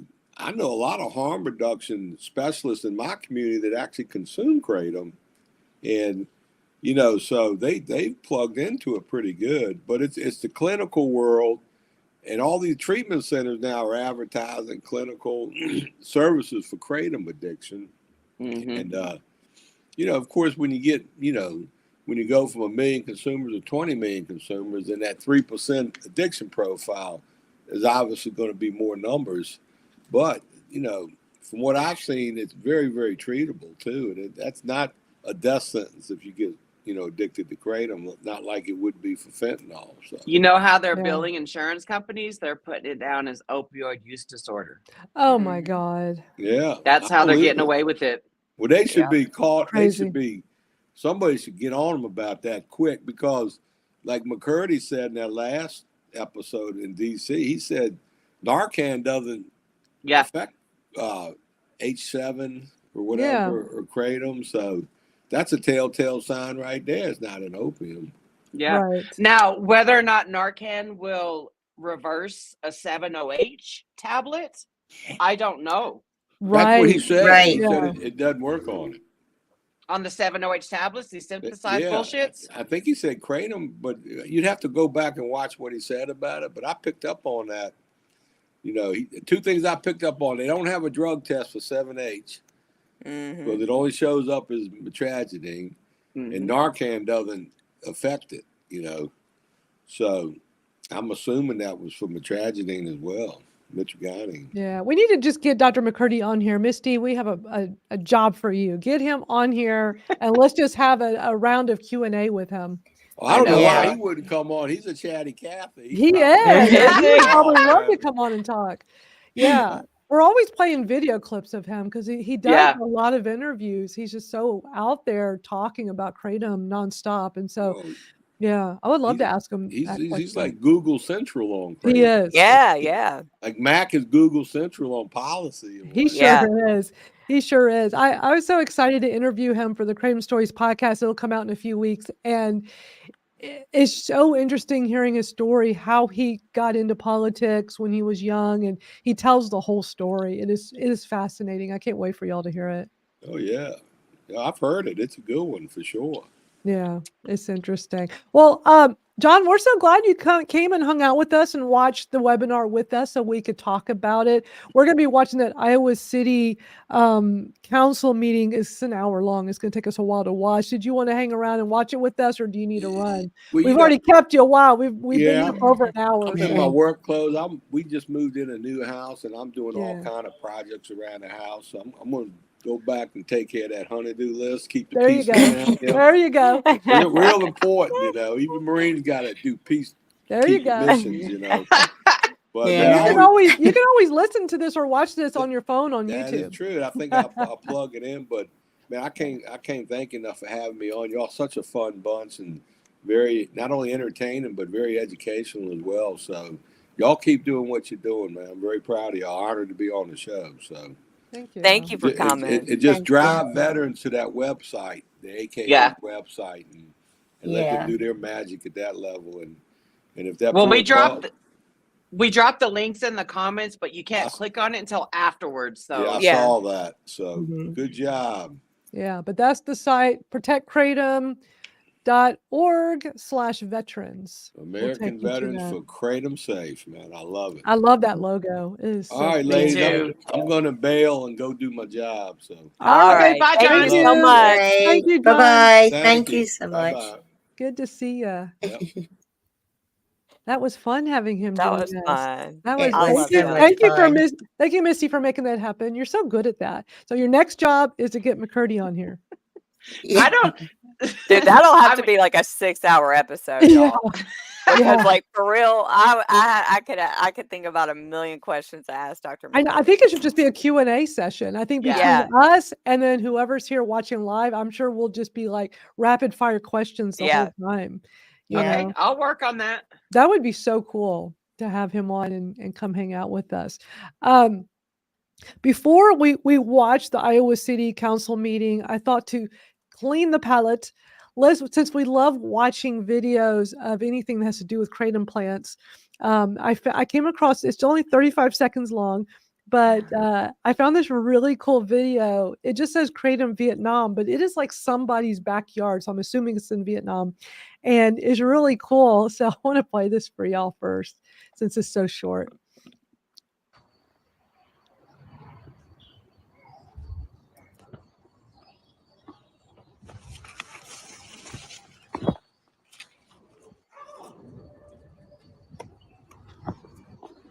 That's the tree of life. Uh-huh. Yep. It's so crazy. Like instead of tomato plants, Yeah. like I would Yeah. have in my backyard, it's kratom trees. That's so cool. I love it. Look at that. They're Yeah. pretty. So that's it. It's short. They're very pretty. I thought Now, that would that's just, my kind of garden right there. it's a really nice Mine garden. too. It just Mine too. says Kratom Vietnam and I just assumed it was like, I mean, it seems like it's somebody's backyard, but it was so cool. So that was Okay, fun. I'm gonna go potty break. Should we do the bathroom break song? I could use a quick little bathroom break. Yeah, let's do too. bathroom breaks. Let's do a bathroom Yeah. break and Let's hear about Chad. play our song because we love it so much. Chad Dude. and that bitch Mariah. Yeah. Yeah, that Mariah. Yep. And yeah, let me go grab that. This will be fun. I just love this song. And the So, gyno. The gyno. The gyno. And I'm so glad you Googled that, Misty, a few weeks ago, because I was like, always like, what the hell is gyno? What are they talking about when they keep Right. saying gyno? And we know we all learned something new. We all learned what gyno was. Yeah. Yeah. Yep. Something Man about, boobs. Yeah. That's why he's like pointing to it Yeah. and whoever's doing that song in the background, gyno. It's a really fun song. So if anybody here has not seen this yet, when we want to take a restroom break, we like to just play this to give us a break. So we'll be back in a few minutes. Y'all enjoy this always fun song. Sorry. Oh wait, I still have it at 1.2. There's nothing worse Oh my than God. music. Nothing worse than music at 1.25. And by the way, Wow. YouTube has made changes and I don't like it. So, like just muscle memory, you get used to something. So when you click on the little settings, they added, I think it's the sleep timer, because normally it's like right here, it's play. Like I'm so used to just going Oh, like yeah. this. And now I have to go up one more. And I kept messing it up for a few days. And they've also changed like the layout on my phone a little bit with watching videos. But I have a premium account, so I don't know if it's only for premium or if it's for everybody. So if anybody's just on a regular non-premium account on YouTube and it's not the same, let me know, because I'm just curious if it's if it matters if it's for everybody. But it's driving me crazy because now I'm like, wait a minute, it's right here, playback speed. So yeah. All right. Let me start the song over again at normal speed. Sorry. Just huge packs.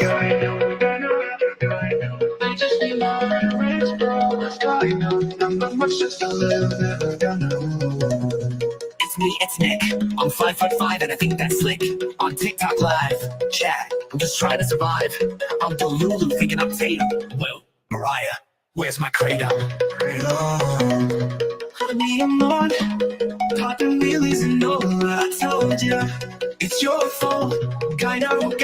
Yeah, come on, this ain't no Cinnabon. But I got beef and a beef. You're trying to finna beef. Mariah, where is my Kratom? This is all your fault. I blame her, no brainer. I ate centipede from a container. So I lost my apartment and it's all Jack's fault. Officer, I am a TikTok influencer. Chat, I have a certificate. Let me show you it's not a fluke. That on the carpet, no, that's not puke.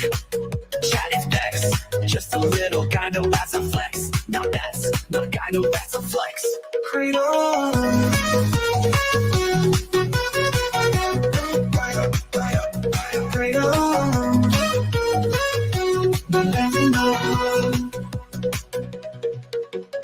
Guys, it's just a little bit of guy. Just use Bex. Guy no.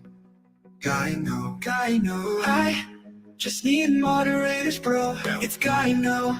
Not much, just a little bit of guy no. Not much, just a little bit of guy no.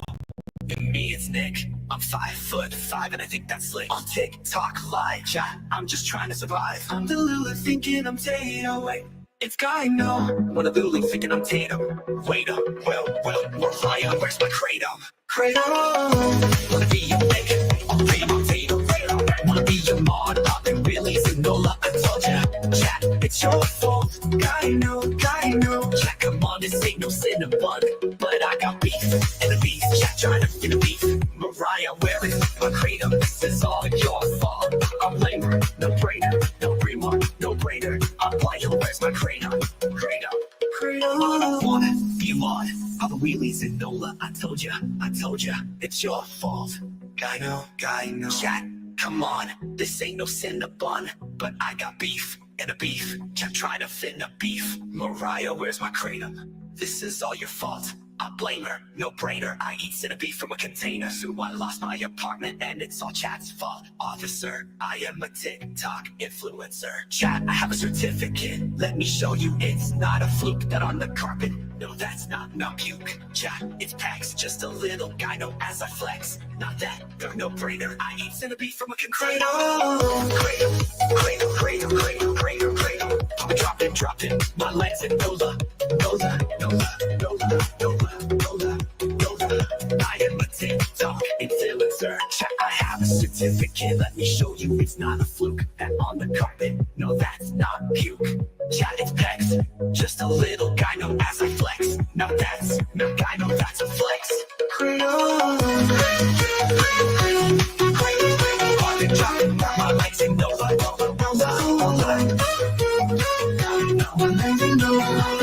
That's all flex. Kratom. I've been dropping my legs in Nola. Guys in a TikTok influencer. And no, that's not pure. I never get tired of that song. No. I love that song. I almost didn't make it back in time. It would have just, if that ever happens, I was trying to do too much real quick. If that happens, it's just going to go to the next video in the playlist. And I actually put in the Iowa City, so it would have just gone to that. But I wanted to cue it up first. But yeah, we've done a lot already. We've been here since an hour and 23 minutes live. Had a great time with John Shinholser. That was awesome. Yeah, Matt I'm can glad never he get had his name fun. right. I know. Every single time he says the last name wrong. Every time. I've never noticed it until y'all pointed it out. Oh, I've And noticed I it. hear it I've every noticed it. time. I've noticed it every single time. It's funny. Misty always laughs. I got to do a quick public service announcement, y'all. I've been having a little bit of extra back pain. I actually had an incident yesterday, and because of Kratom, it's helped me tremendously. But my dog Lucy, who's 3-legged, something was wrong. We're doing our long afternoon walk, and something was wrong with her front paw. Well, if you're 3-legged, that's not good, because it just throws everything off. And something was wrong just out of the blue. And I'm like, what the hell? And I'm thinking, if I have to pick her up, like, we're too far. Like, there's no way. And there was like nobody around. It was so bizarre.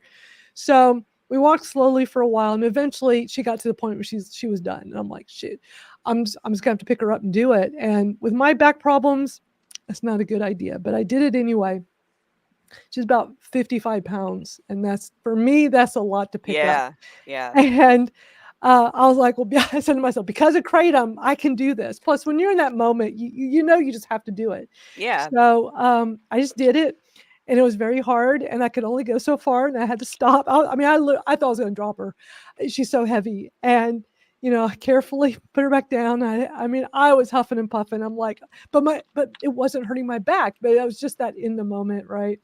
And then I picked her back up after a break, took her some more, got really close. We're almost home. I'm like, thank God we're almost there. And then finally I get her inside, and I'm like, what is wrong? Because this is so not good. And finally I got her turned over. She just doesn't like, she wants to be in charge of everything. So if you want to sit here and try to get her to lay on her back on demand, no, she won't have that. And to touch her paws, like she's just fighting it the whole time. So it took a while. And I'm like, please let it just be something in her paw that if I pull like it a out, she'll be sticker. fine. Yeah. So it took a while struggling with her to even see, you know, what was going on. And it was one of those sticky burrs, and it hurt like an MFer. I was feeling for it, and I felt, and it poked the crap out of my thumb, and it hurts. And I was like, ow. And I'm like, okay, thank God that's all it is. And it took me a while to get it off. It was the tiniest, littlest thing with the big spike sticking out. And I mean, it incapacitated her. And it was so scary, because if it's one thing when you have a 4-legged dog, but a 3-legged, and it was the front leg of the one that's missing on her back. So like she can't walk with one front and one back leg on the same side. So it was a problem. So thank God. I'm like, okay, please let her be fine now. And she just jumped up and ran off and jumped on my bed. And I mean, she was like a happy camper. And I'm like, thank God. And I'm like, my back still doesn't hurt. I'm like, I'm sure it's going to at some point, but I think it was more the adrenaline rush. And then all of a sudden, here comes the pain. It's like, oh man, that herniated disc just popped right out, went right to the nerve, and it was so bad. And Kratom helps, of course. I mean, if this was back in my opioid chronic pain management days, something like that would have had me laid up for days, maybe even a week. And I'd have to take more opioids like that. That's the kind of situation something like that would put me in. But, you know, it started hurting really bad. I have 2 things that helped me tremendously that I highly recommend for somebody like me that's been living with this terrible back pain for so long. There's very little other than like Kratom is great for the overall, but then when I have the flare-ups, it's nice that there are a couple of things that took me forever to find. So one of them is a really, really good recliner, not the cheap kind. I had a cheap one from Sam's Wholesale that was okay, but like it didn't help any back pain, but it was just be comfortable to sit in. I actually went to, I think it's nationwide, Relax the Back, that store, Relax. Do y'all have those, or is that? We don't. So it's like a specialty store. I'm sure there's other places like it around the country. Like a Lazy Boy store or something, or Ashley Furniture or something. For like, or you know, like ergonomic and orthopedic, and it's like, it's like if you're struggling with back or neck issues, like they were selling Tempur-Pedic beds before it was a cool thing, like, but they have like the super fancy expensive recliners and stuff. I have to look into that, because I mean, like, my bed is my savior, but I hate to lay in the bed sometimes. Like, I wish I could just have something and I always joke around. I'm like, I need to get a bed for the living room. But it would be cool to have a really the recliner I have, it's something I've been wanting to do for like 20 something years. I mean, I remember like going there years ago, like probably in the early 2000s, and it's just crazy expensive. I'm like, who affords this? It's crazy. So I always just would have a cheap recliner. Well, my cheap recliner eventually was so uncomfortable for me several years ago when I was taking care of my mom. And that was when me taking care of her got to be a lot more physical. And so even though Kratom has been amazing, Kratom doesn't really help with my flare-ups. It just helps with the overall degenerative disc disease I have in my neck and back. But whenever I overdo something, I'm going to have that extra pain. So when I was taking care of my mom, I just wasn't spending money. I wasn't going out. I wouldn't do anything. So I like saved up. So I'm like, one day I'm like, I'm just going to go in that Relax Back store and I'm just going to go sit in some recliners. If I find something I like, I'm just going to go for it, even though it's crazy expensive. So I sat in several, and like one of them was like, oh my God. And it even has that what they call zero gravity, where it puts you in that position. And it's like, takes all that weight off your back. If you have like the super low back like me, the L5S1 and the SI joint, it's incredibly hard to live with. And that's what I have. I went for that. I just did it. I'm like, screw it. I'm just going to do it. It was one of the best investments I've ever made in my back. If anything with my back is bothering me, I can just get in that recliner. It has heat. It has 2 different massages, and I can put it in all kinds of positions. If I just get that weight off my back and do the massage thing, like in about 15 minutes, my back feels a million times better. And it's like, but nobody talks about these things. So it's not the most affordable thing to do. I'm looking at them now. Wow. They do look. But not those huge, crazy, like mine's actually more of a slim one. It's called Hale. Okay. I think the brand's HALE. Let me go on their site. But I know their site's relaxtheback.com. Very easy to get to. But I just don't know if they're all over the country. But it's not those crazy ones. Let me see if I can bring it up real quick. But it's one of the best investments I've ever made in my back. And I wish I had looked into it sooner, and I would have just figured out a way to the one I got. I remember it was on sale. This is about 3 years ago. It was like just under $4,000. It was a lot. I had a hard time, but I'm like, when I was in it in their store, it was unbelievable. It was incredible. Insurance companies should freaking I was thinking these. about that myself. They should. Yep. And I think if like the thing is, I hadn't gone to a pain management doctor in years. So, but I think if like you're being seen by an orthopedic doctor, I know that back when I was in pain management, the doctor was able to give me. I tried aquatic therapy, which didn't really help my pain, but it was just an easy way to act. Like, because this is another great thing too. If you have trouble exercise, like I can't go to the gym. I can't do regular, but aquatic. Yeah. It's amazing. You can do all that stuff in the pool, and it's so comfortable. So you can like get exercise.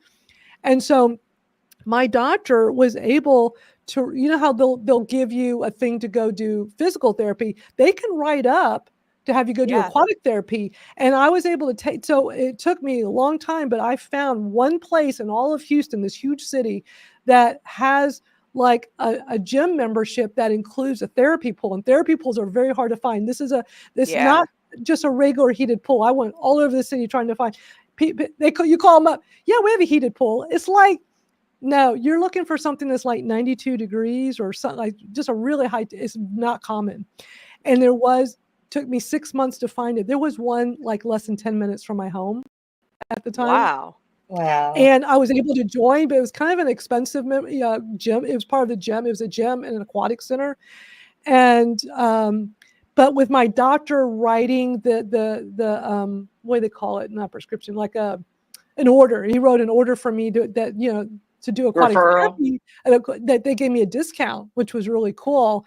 And it was hilarious. This was about 10 years ago. And you have in the therapy pool are all the senior citizens. And here comes me with all my tattoos. So they all think I'm super young.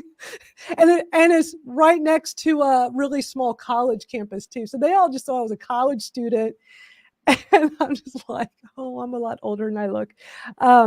But that's a really good thing. It's just stuff that I don't ever hear people talk about. Aquatic therapy can be really helpful because when you do it on the order from your doctor, like physical therapy, your insurance only covers so many sessions, right? So, I mean, there are therapy pools when it's that. And so there are so I was able to go up to a place but then when you run out of what your insurance will pay for is crazy expensive. And then they just shoo you off. They're like, because I remember even saying to this place, can I pay you? Like, y'all would make a killing. Let me pay like a membership fee so I'll come after hours. I just want to use y'all's little pool that's for quote aquatic therapy with therapists. I say, I've already learned all the exercises. Let me come use your facility. No, they don't do it. So, but aquatic therapy, a really good recliner. Let me show you this one. I don't think this is the exact one because it looks a little different, but it's the brand.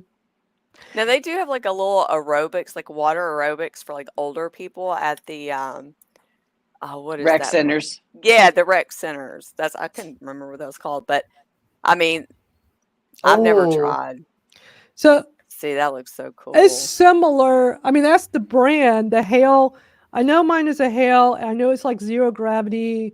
I'm not sure about air massage. I know mine has like, I mean, they're always changing brands and styles. So I don't know if it's this, if it's the same, but you want one of these zero gravity chairs, and mine is slim. It's not one of those big, Oh, we do have one here.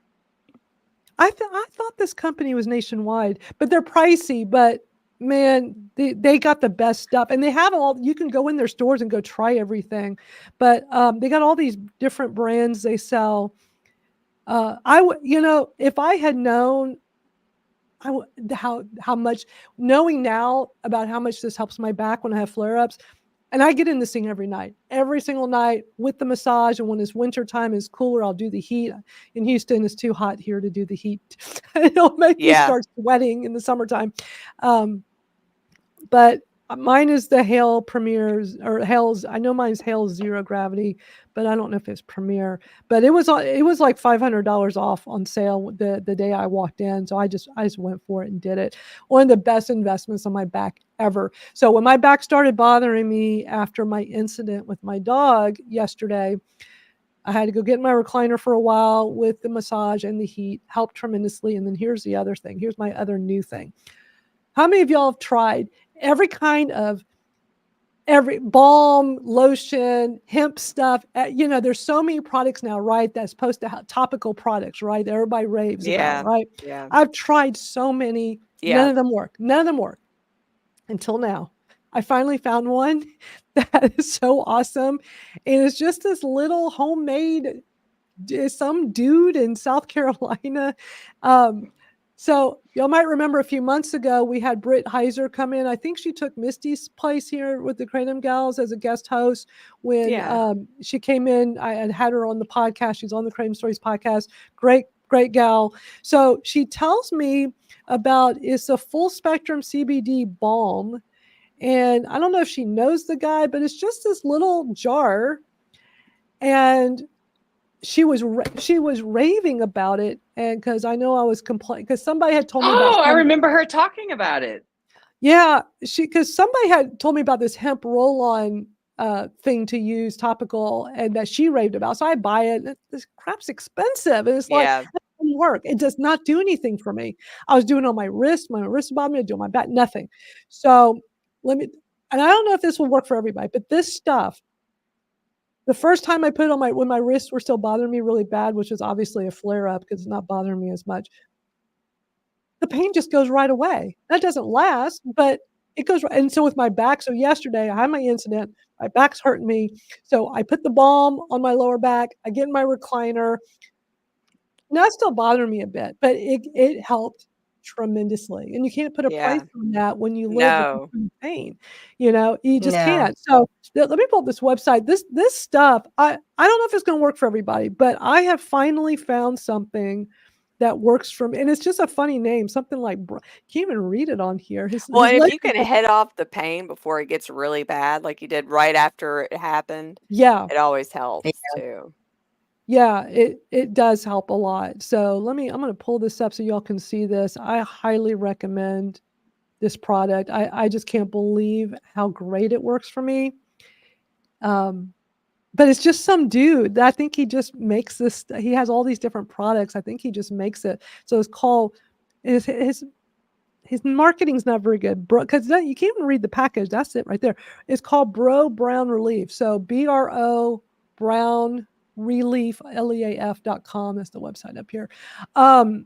So when Britt has, raved about this, I just said, just tell me exactly what you bought and I'll go buy that. So it's the balm, and there's different ones. The one she told me to get is this one right here, this Releaf Balm 1350 milligrams women's blend.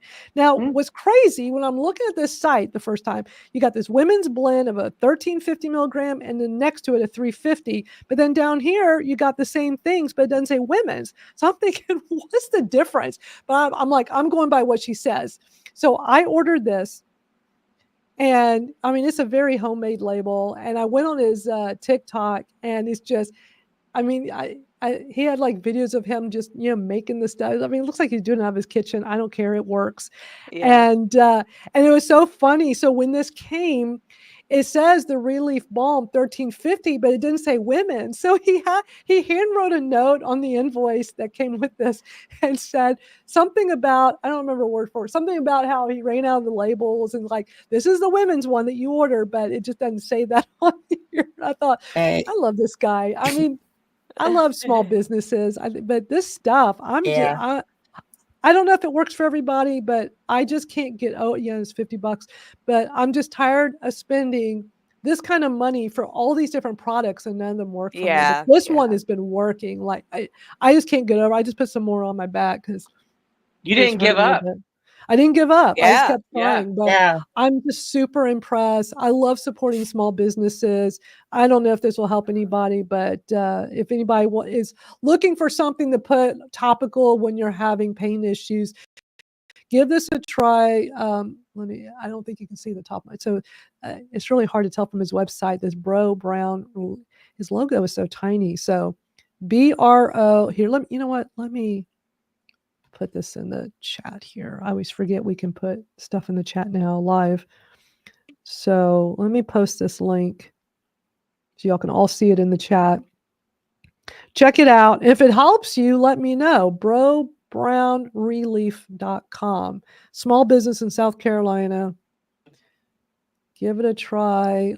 Let me grab the name of it. So if anybody doesn't want to forget. And if anybody's watching the replay and you need more info, just reach out to me and I will send you the info. I've never tried that. Putting a warm washcloth on your area, on the area first before you put it on. There are, and let me grab the instructions. I hardly ever remember to do it, but it says it opens the pores.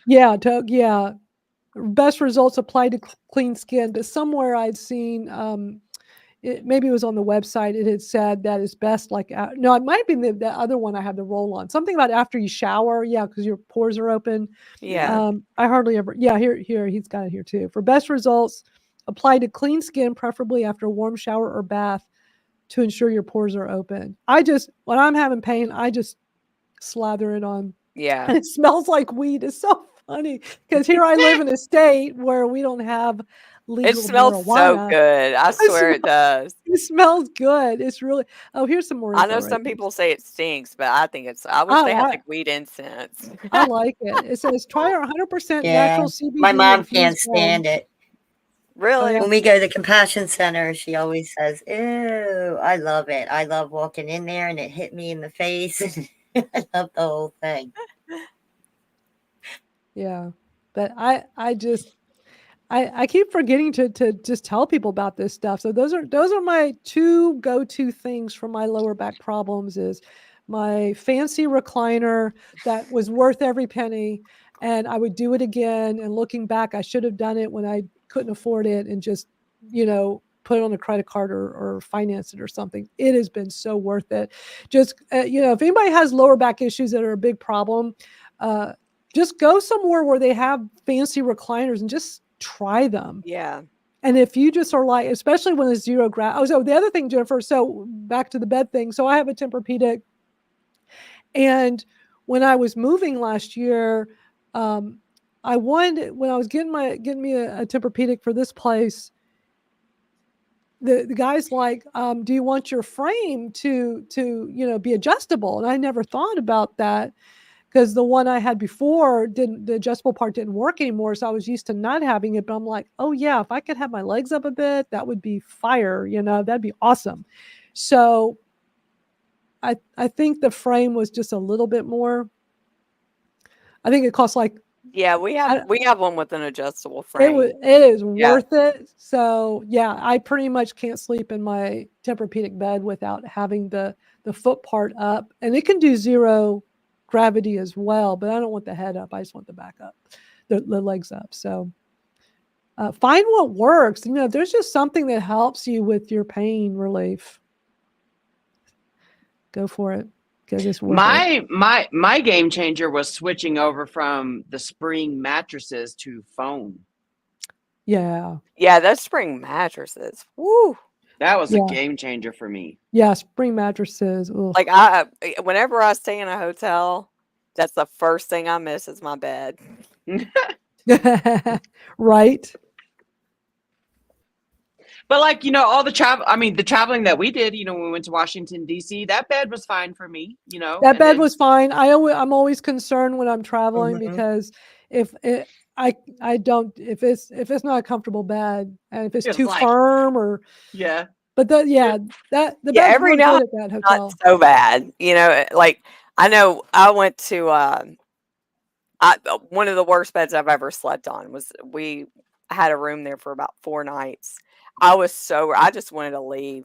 I didn't even care how much money we'd spent on it. I'm like, I just want to go home. This is awful. Yeah.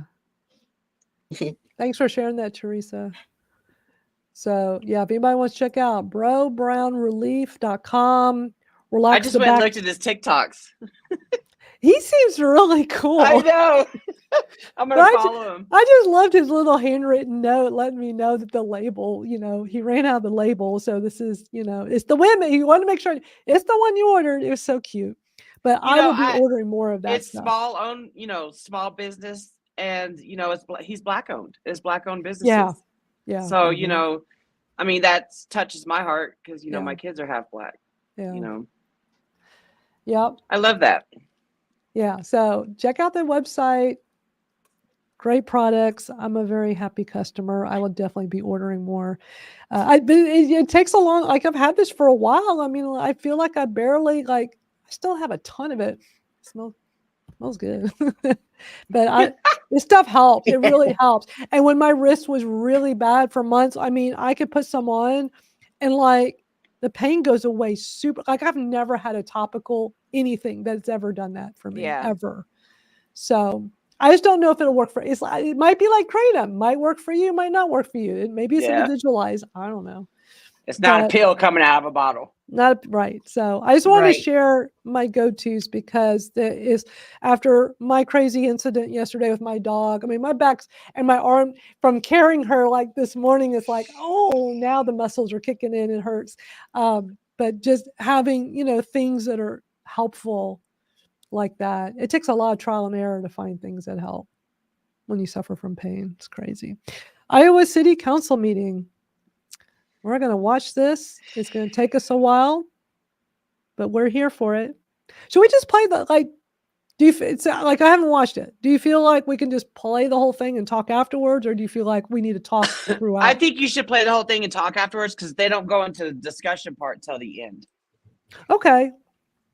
And if there's any time they're talking slow, I'll speed it up. But it's hard with these because I know there was that one lady with the accent. So she was hard to understand last time.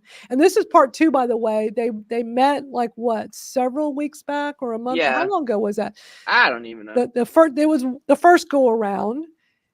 So now they're doing a second look at it. Mm-hmm. And this happened this past Tuesday. Iowa City, Iowa. I saw something yesterday. I forgot what it was, but something random is I'm in Iowa City, Iowa. First thing I thought watching this thing, I'm like, oh, I feel bad for you because you can't. It wasn't a Kratom person, but just so random, Iowa City, Iowa. And I'm thinking, oh. Okay. I think about that every time I hear somebody go, oh, I'm from Arkansas or Alabama. I'm like, I would not want to be from there.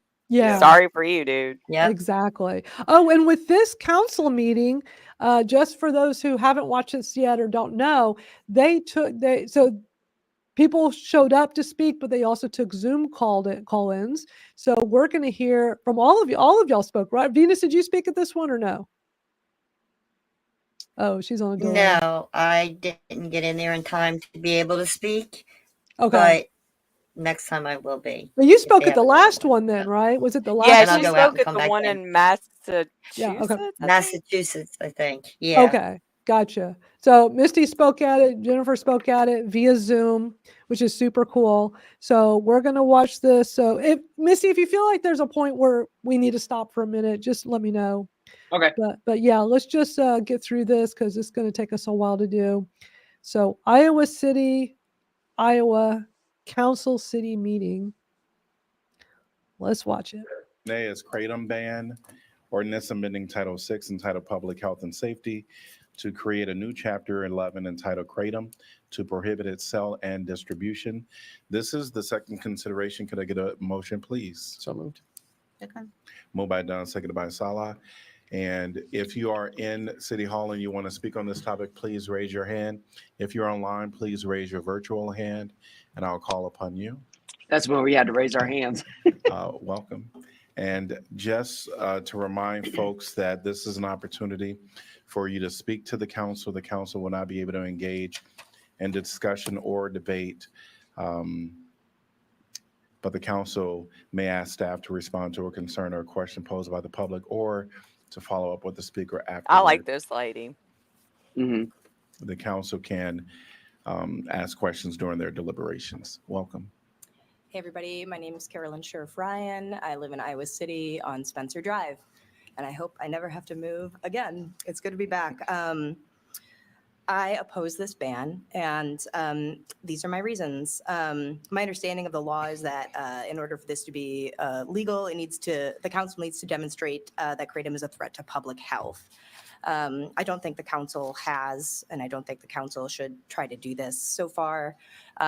It seems like all of the evidence has been mostly hearsay, anecdote, references to inconclusive data, and research that provides more questions than answers. So my first point is just the necessity to pass this ordinance in order to protect public health. It hasn't been demonstrated. I don't think that this will improve public health.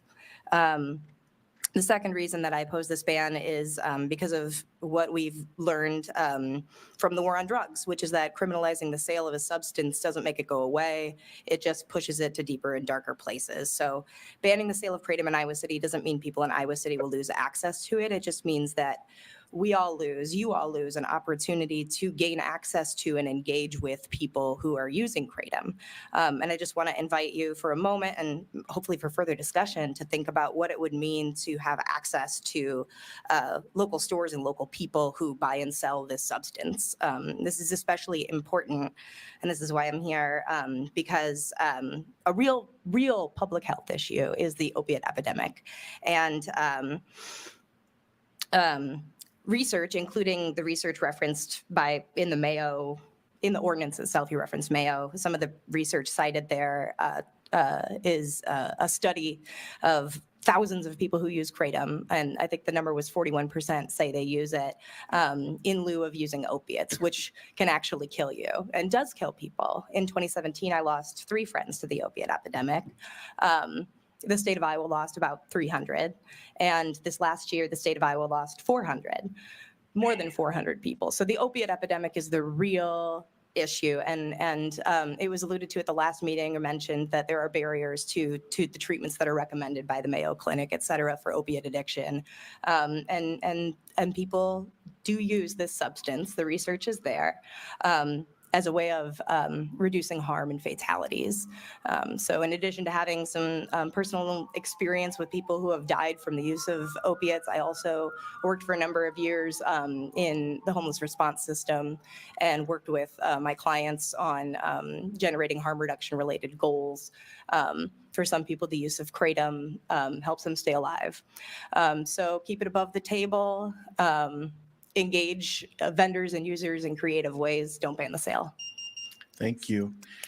All right, we're going to go Hell online. We're going to have Heidi come I and like speak, her. followed by Matt. Yeah, I do Please too. state your name and city you're from. You'll have up to 3 minutes. Welcome, Heidi.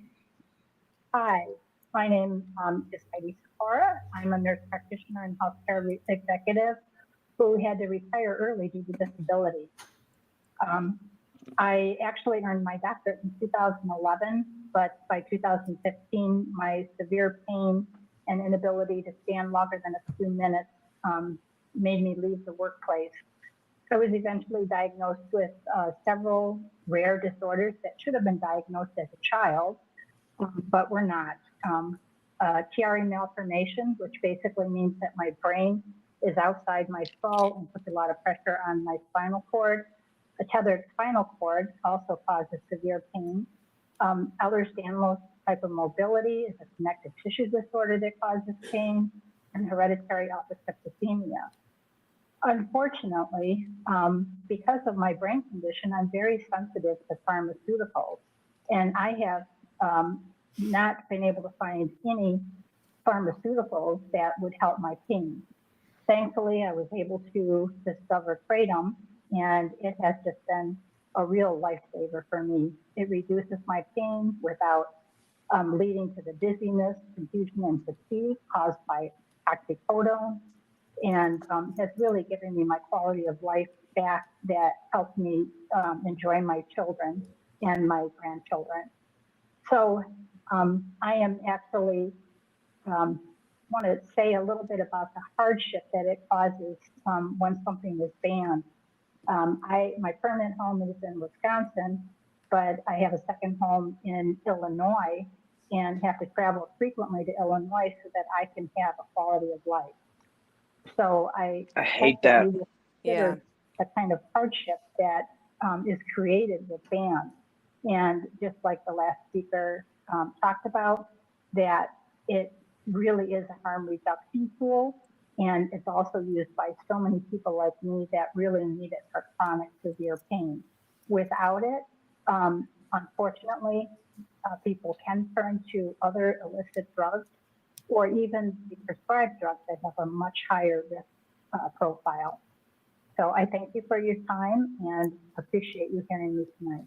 Thank you. Heidi, please state what city you're from. I'm Grafton, Wisconsin, but I'm talking to you from Wakanda, Illinois. Thank you. So I have to travel between the two states because of the ban in Wisconsin. Thank you. Welcome, Mac. Do they and not we'll- like when somebody is chiming in from another city and state? Because, I mean, he seemed annoyed. They normally, they don't want to hear from out of towners or outsiders, we're like encroaching on their constituents or, shit like that. But, we tried hard. We try hard to get the message out there that, hey, Iowa City's doing this. Where the fuck are y'all at? Yeah.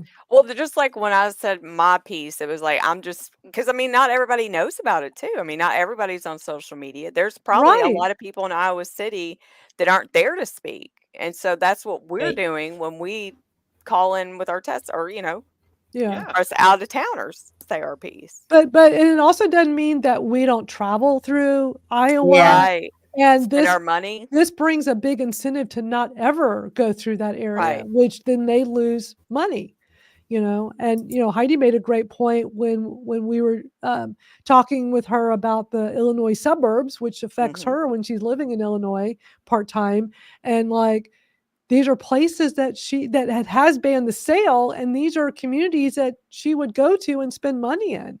Yeah. And she has no desire to go to any of those communities anymore because it's banned sale, not, criminal or anything, but still, why would you want to support a community where they want to take away your rights to be a consumer? I won't. So the guy, I don't know, that mayor kind of came off to me like he wasn't very happy that here's somebody from out of state.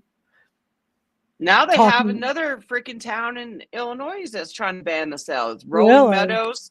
Is that Illinois. The one on the 22nd? Yeah. Mm-hmm. Okay.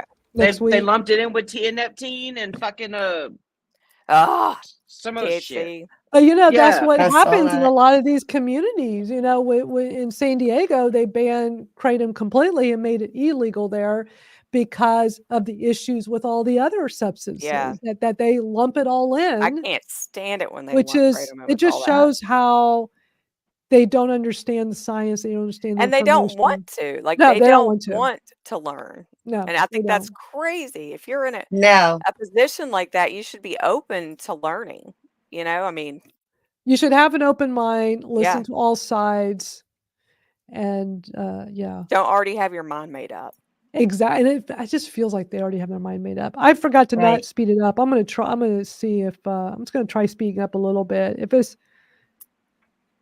it's bothersome to me, then I will turn it down because I think I don't do as well with it as y'all do. I know y'all are crazy with the 1.5 and 2 times. And I always think Go ahead. I'm lagging again, but I It's always okay. think that every one of them has to know somebody that could be helped by Kratom tea, Yeah. either through plant-based 100%. recovery or through chronic pain. That's what I keep thinking. Somebody in your life you could be saving, you could be helping, and because you won't look at this paper or listen to us just because we're from out of state, it's just sad. Just think like how many people that have been lost in the opioid addiction crisis that could have been saved Yeah. had Kratom been more easily accessible, known about. People don't talk about it much, and then they just want to take the rights away to consume it, and it would save so many people's lives. Yeah. But you'll hear sad. one of the councilmen talk about, because the FDA said. Right. They And always then they always do that. And then Always. they talk about the Mayo Clinic said, the Mayo Clinic copy and pasted what the FDA said. It's just a big ass copy and paste orgy. Yeah. Vina says, I'm on Cherokee tribal land, Oklahoma, and the nation is building a rehab. I want to somehow get knowledge of Kratom to take to the council. That would be amazing. That's awesome. You should idea. talk to Misty and talk to Mac Haddow at the AKA. KratomAnswers.org. Yeah, that's always a great site to reference. Always. Yep. Always. They got all the scientific information in there. Yeah, I know. We all wish we knew about Kratom sooner. That's for sure. Yeah. All right, let's get back to the video because we have a ways to go. Well, we'll have that followed by Susan. I have it on 1.25. We'll see if that works. Thank you, Mayor Teague and members of the council. My name is Mac Haddow. I'm the Senior Fellow in Public Policy with the American Kratom Association. We're based in Gainesville, Virginia, but we represent the more than 20 million Americans across the United States, including in Iowa City, who are consumers of Kratom products.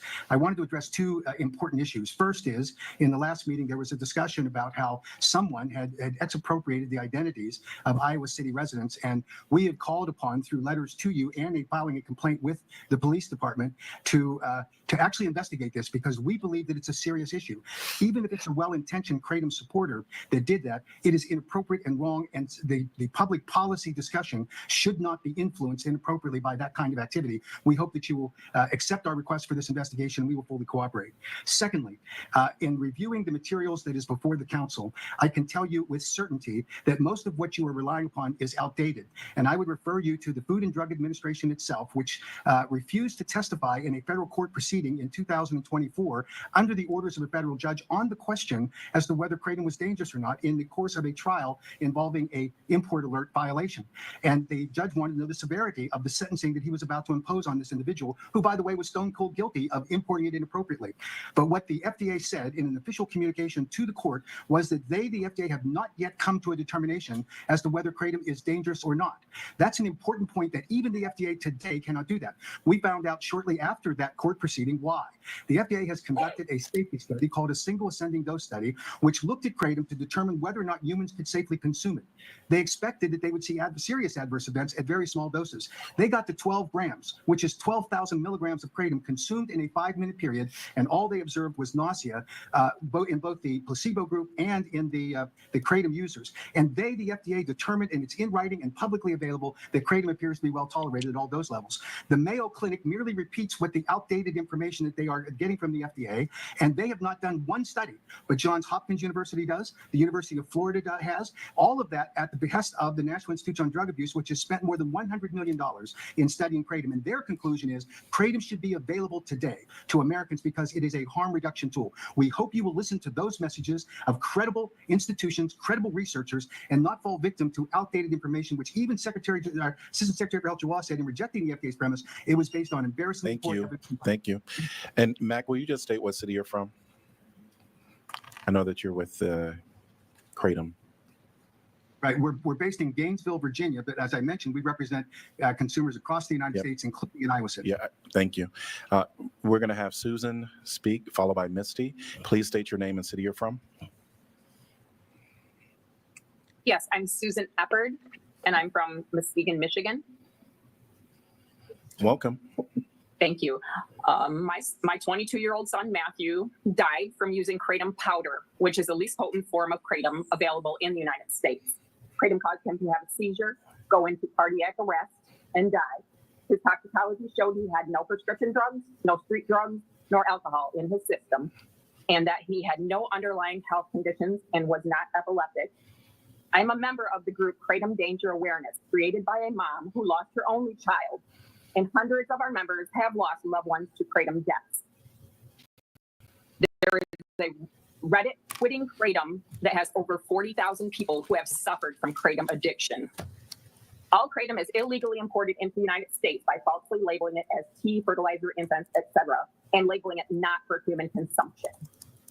The FDA continues to warn against using Kratom. Their website shows they haven't changed their minds about Kratom, and they're actively collecting information through the FDA Adverse Events Reporting System.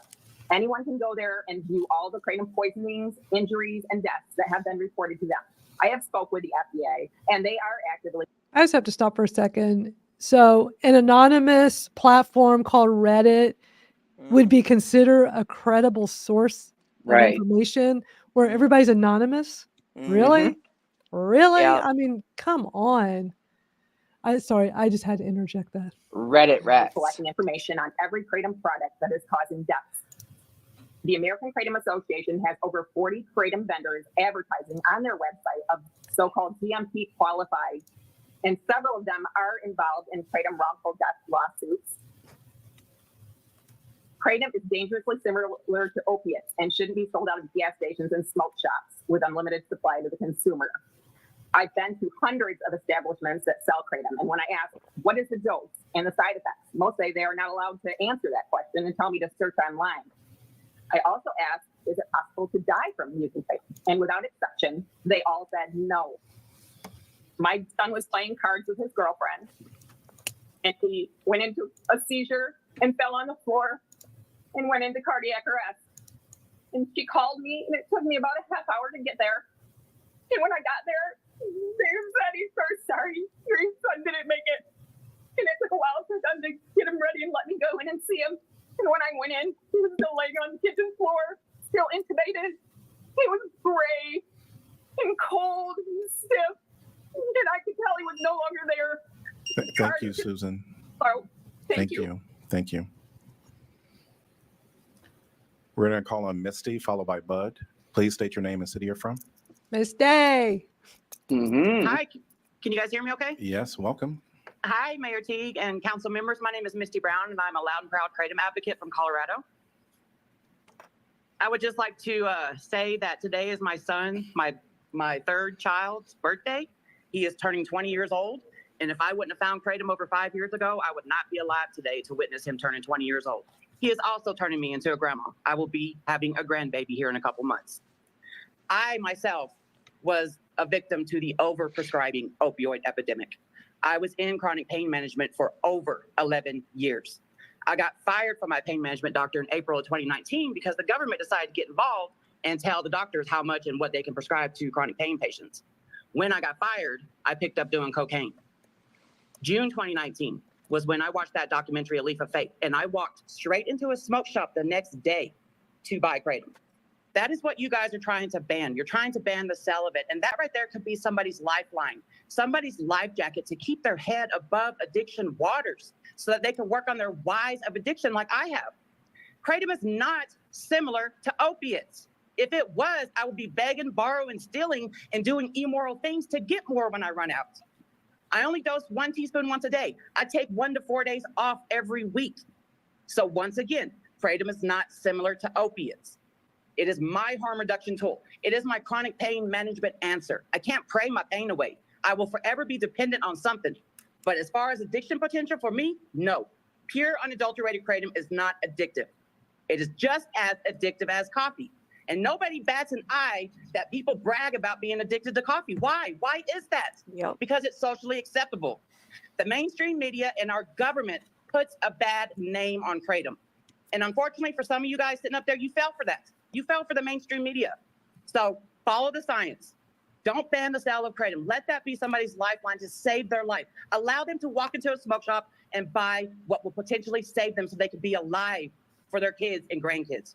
Thank you for allowing me to speak. Thank you. That Welcome, was Bud, followed amazing. by- Yeah. Misty. Yeah.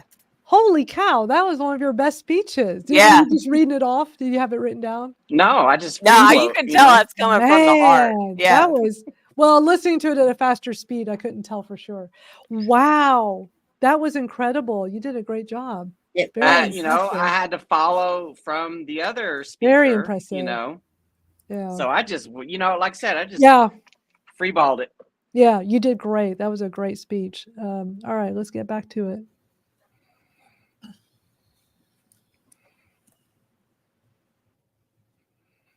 Hello, can you hear me? Yes, welcome. Oh, that sounds like Bud. Thank you. I don't use Zoom very often, so I apologize. My name is Bud, and I have been consuming Kratom for over 7 years. Please state I what had city you're from. What city? Yes, please. Syracuse. Welcome. Syracuse, New York. Great.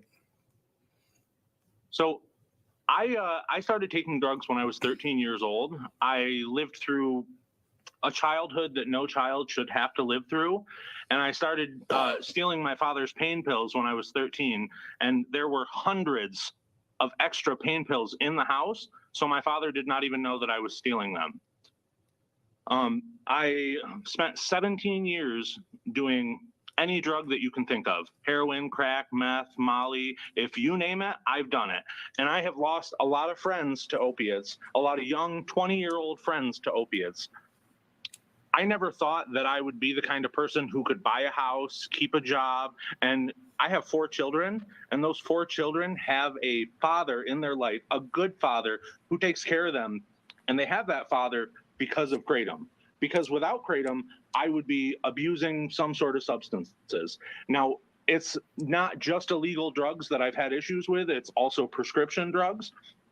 When I found Kratom, I was going through withdrawals from Xanax that was prescribed to me. The amount of Xanax that was prescribed to me was 8 milligrams per day.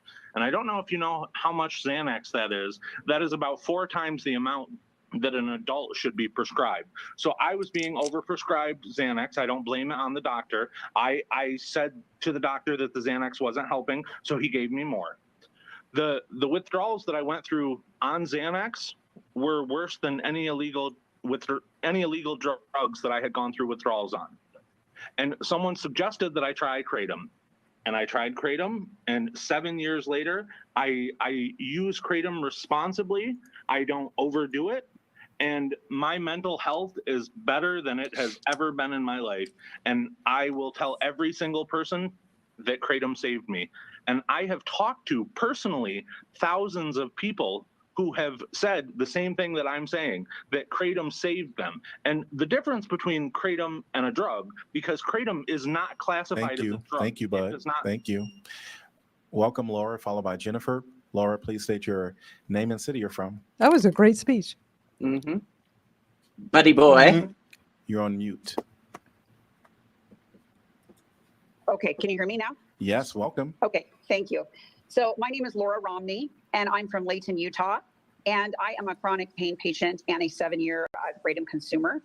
I was actually on daily oxycodone for a few years and was able to transition off of oxycodone and only take Kratom to control my daily pain. And I'm here to please oppose that, the possible ban of taking this out of your retail establishments. As you've heard tonight, it's used to control pain, to reduce anxiety, and to obviously to stay off addictive drugs and things like heroin and other opiates. But I want to say, most importantly, these are symptoms that you just can't wish away. More than anything, I would love to be able to say that I took nothing. That would be, I would give my left kidney for that. But it's something I know that I'm going to need to rely on. I have an incurable disease called trigeminal neuralgia. And people that struggle with severe anxiety and then again, addiction, they cannot just merely wish it away. They have to find something to help them. And the problem is we are in the middle of an opiate epidemic. And right now it's near impossible to get a pain medication prescription or a benzodiazepine prescription for anxiety. And so people are becoming suicidal. I follow a patient pain group where the administrator, she gets numerous letters a week of people literally ready to commit suicide because they don't have pain control. She's talking about Claudia. Coming to the black market, which those pills are laced with fentanyl and other very dangerous substances. Another issue is mental health. My own daughter, she has severe ADHD and she has been unable to fill her prescription this past month due to medication shortages. Yeah, So that's a problem people right like now. that are really relying on this as a lifeline. And, I live in the state of Utah, which has passed the Kratom Consumer Protection Act. In fact, there are 13 other states who have passed it. And so there is a correct way to do this. Instead of banning it, you need to have it regulated. The solution is not to, not to take it away, but to make sure it's not given to or not allowed to be sold to minors. It's properly tested and labeled. And so, I highly suggest you work with the American Kratom Association to try to get the, Kratom Consumer Protection Act passed in Iowa, so that, the patients like myself and others that we've heard of tonight have access. And in closing, I received a text today. I'm actually in Tennessee tonight, but I received a text from my friend or my coworker who is a former commander of investigation for the state police in Utah. He's also a Kratom consumer for his pain. And he said to me, it was funny, I was landing and I saw his text and he said, I rolled my ankle, and he said, I've been in so much pain. Thank you. Yes. Appreciate it. Welcome, Jennifer. She's a great speaker.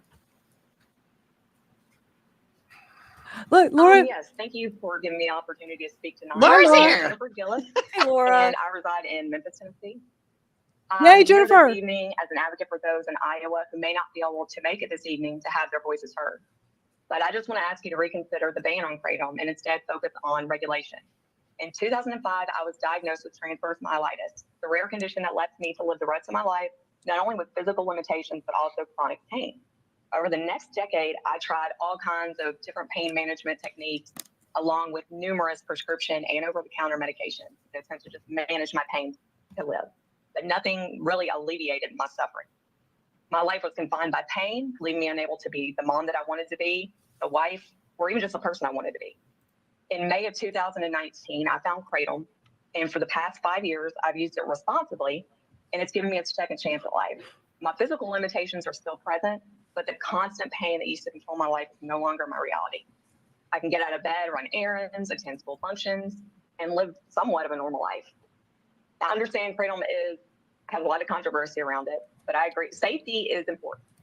And so instead of an outright ban, I encourage you to look into regulation. An outright ban was for adults with the freedom to make informed, educated decisions about our health. Kratom has been a lifeline for people like me, offering relief where other treatments have failed. Please don't take this lifeline. Regulate it, ensure safety, but don't ban it. Thank you so much for your time tonight. Thank you. Yeah. Two more Jennifer. speakers. I'm going to actually ask Michael So to weird come hearing before my we hear from voice. Kevin. Welcome, Michael. Please That was say really good. your name That and was city you're from. good. Can you pause it real quick so I can Yeah. answer Alfredo's question? Yeah. Let me go back. Let me see. And Jennifer, So he that was your says- first time to speak, right? Yeah, I was trying to sound like I wasn't reading it, but I did. I You had did to have it great. typed up so I didn't get off track. You know I what I would mean? It was totally do good. that. Yeah. It was I think good. I think it's smart doing It that. was awesome. Yep. You did great. So Alfredo's, do you have Kratom and then take 3-day break? It just depends. Some days, like I'll take Kratom. I took Kratom today, and then I'll most likely take Sunday and Monday off, then take Kratom again on Tuesday, then possibly take Wednesday, Thursday off. It just depends on what I'm doing. And,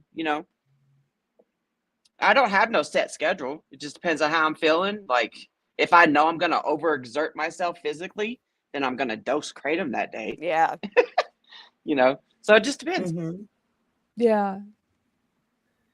All right. Let's get back to this. Those council can't hear members you. look bored. Yeah. You're on mute. Hello, my name is Michael. Rivera. I'm from Des Moines, Iowa. I'm speaking on behalf of the people in Iowa City that consume Kratom. I've been a consumer of Kratom for the past 6 years. Then bam, his phone died. Oh, no. So, Michael, we can't hear you. So the reason I called up Michael is because I saw that he kept going in and out. So he may have a bad connection. Welcome, Kevin. Please state your name and city you're from. This guy, Kevin, is the one who did the petition My for name's Iowa Kevin City. Balm. I'm from Wood Park. Nice. A ban on Kratom is ridiculous. The leading Kratom experts in the United States recommend access. The citizens of Iowa City, including but not limited to nurses, construction workers, athletes, use it to relieve their pain and live a fully functional life without using opioids. Banning Kratom will leave their citizens seeking alternatives like opioids, opening the risk of dependency and death. If you haven't forgotten, we're in the midst of an opioid crisis that is killing hundreds of thousands every year. A research study by Jack Henningfield in PubMed says overdose deaths are greater than 1,000 times for opioids than for Kratom. If an opioid user would switch to Kratom, nearly all of those lives would be saved. We know that death by Kratom isn't accurate. We know that fentanyl and novel psychoactive drugs are not routinely being tested for and have been found to be the true cause of death after further testing.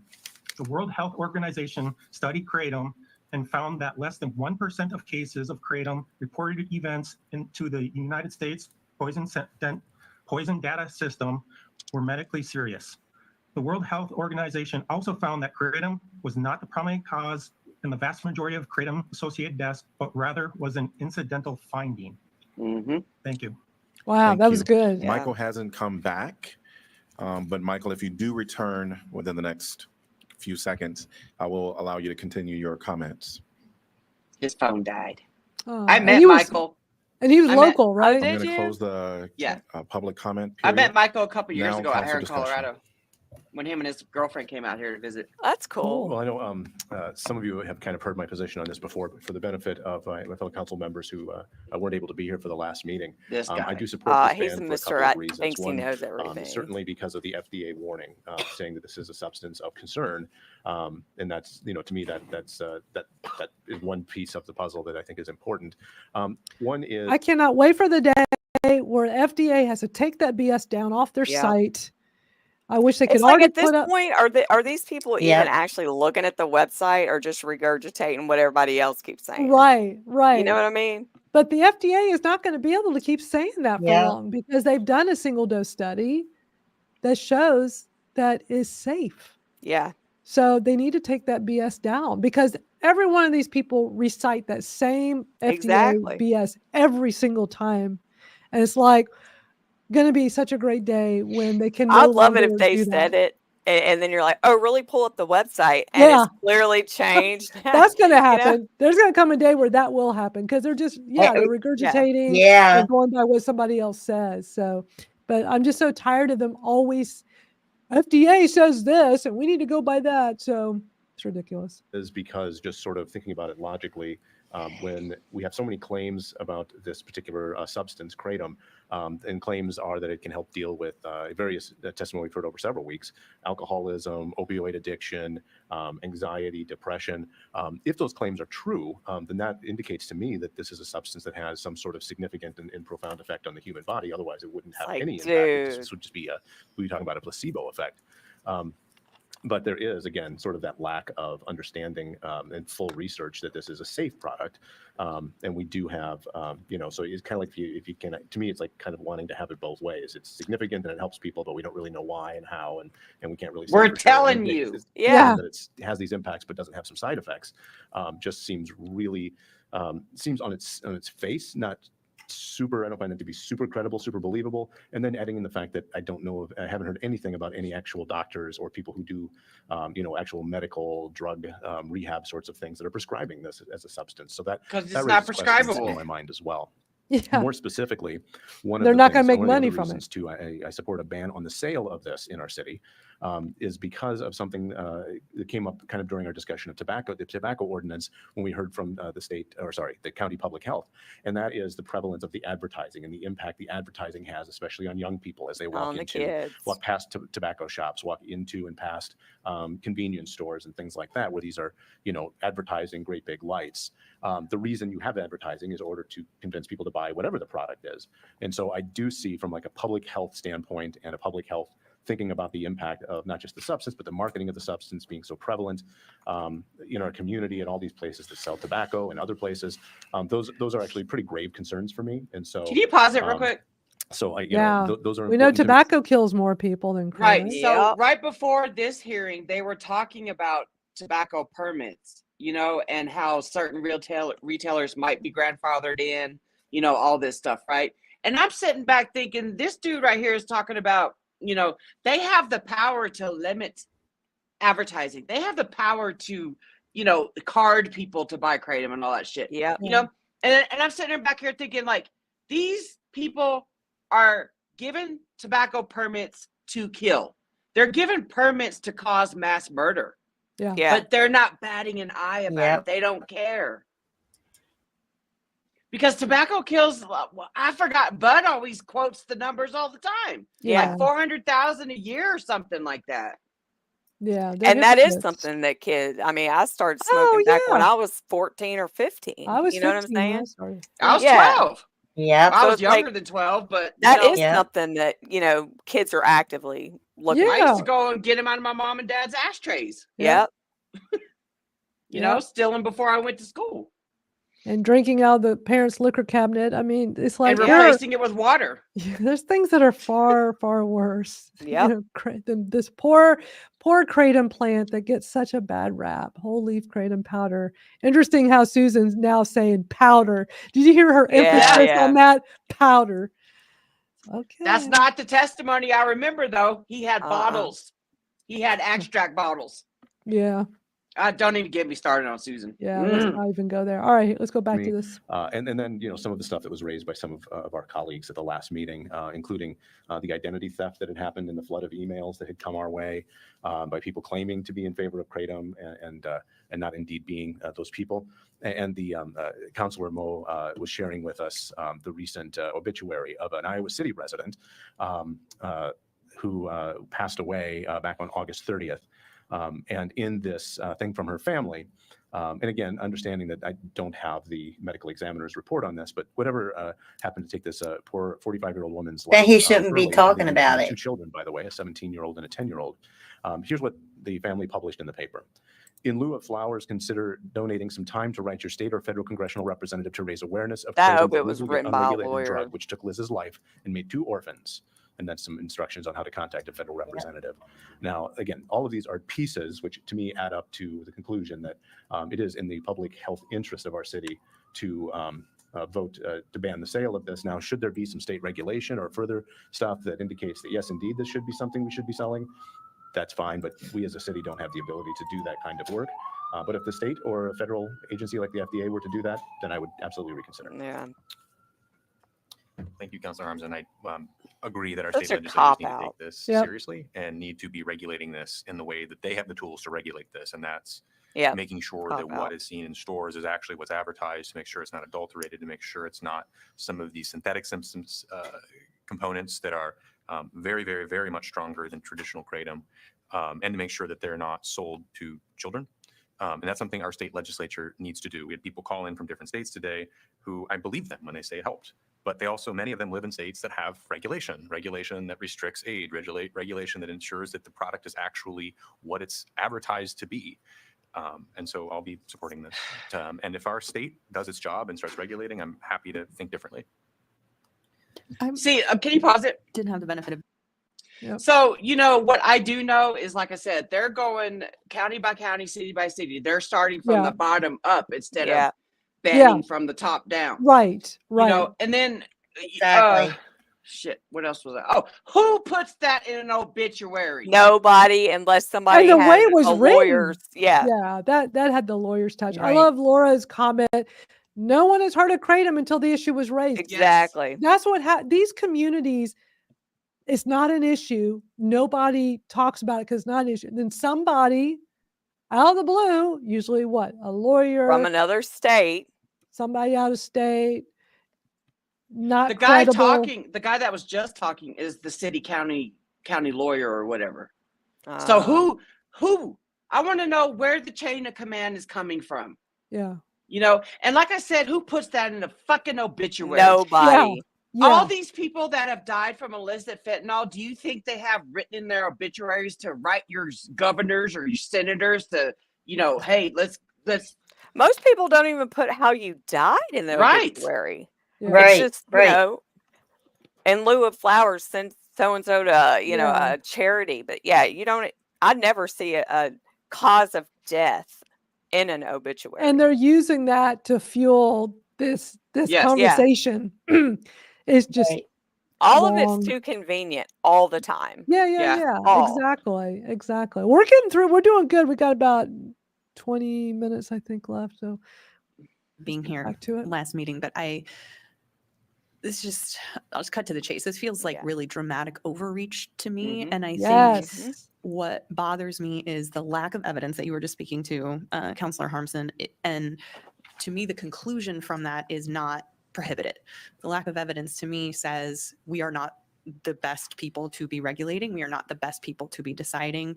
And I think what was dispositive for me is, you know, in looking at the tobacco ordinance changes that we appear to be on the way to, well, I guess I don't know if we're actually going to adopt them, but that's my sense is that this is something the council is interested in doing once we get to our first reading.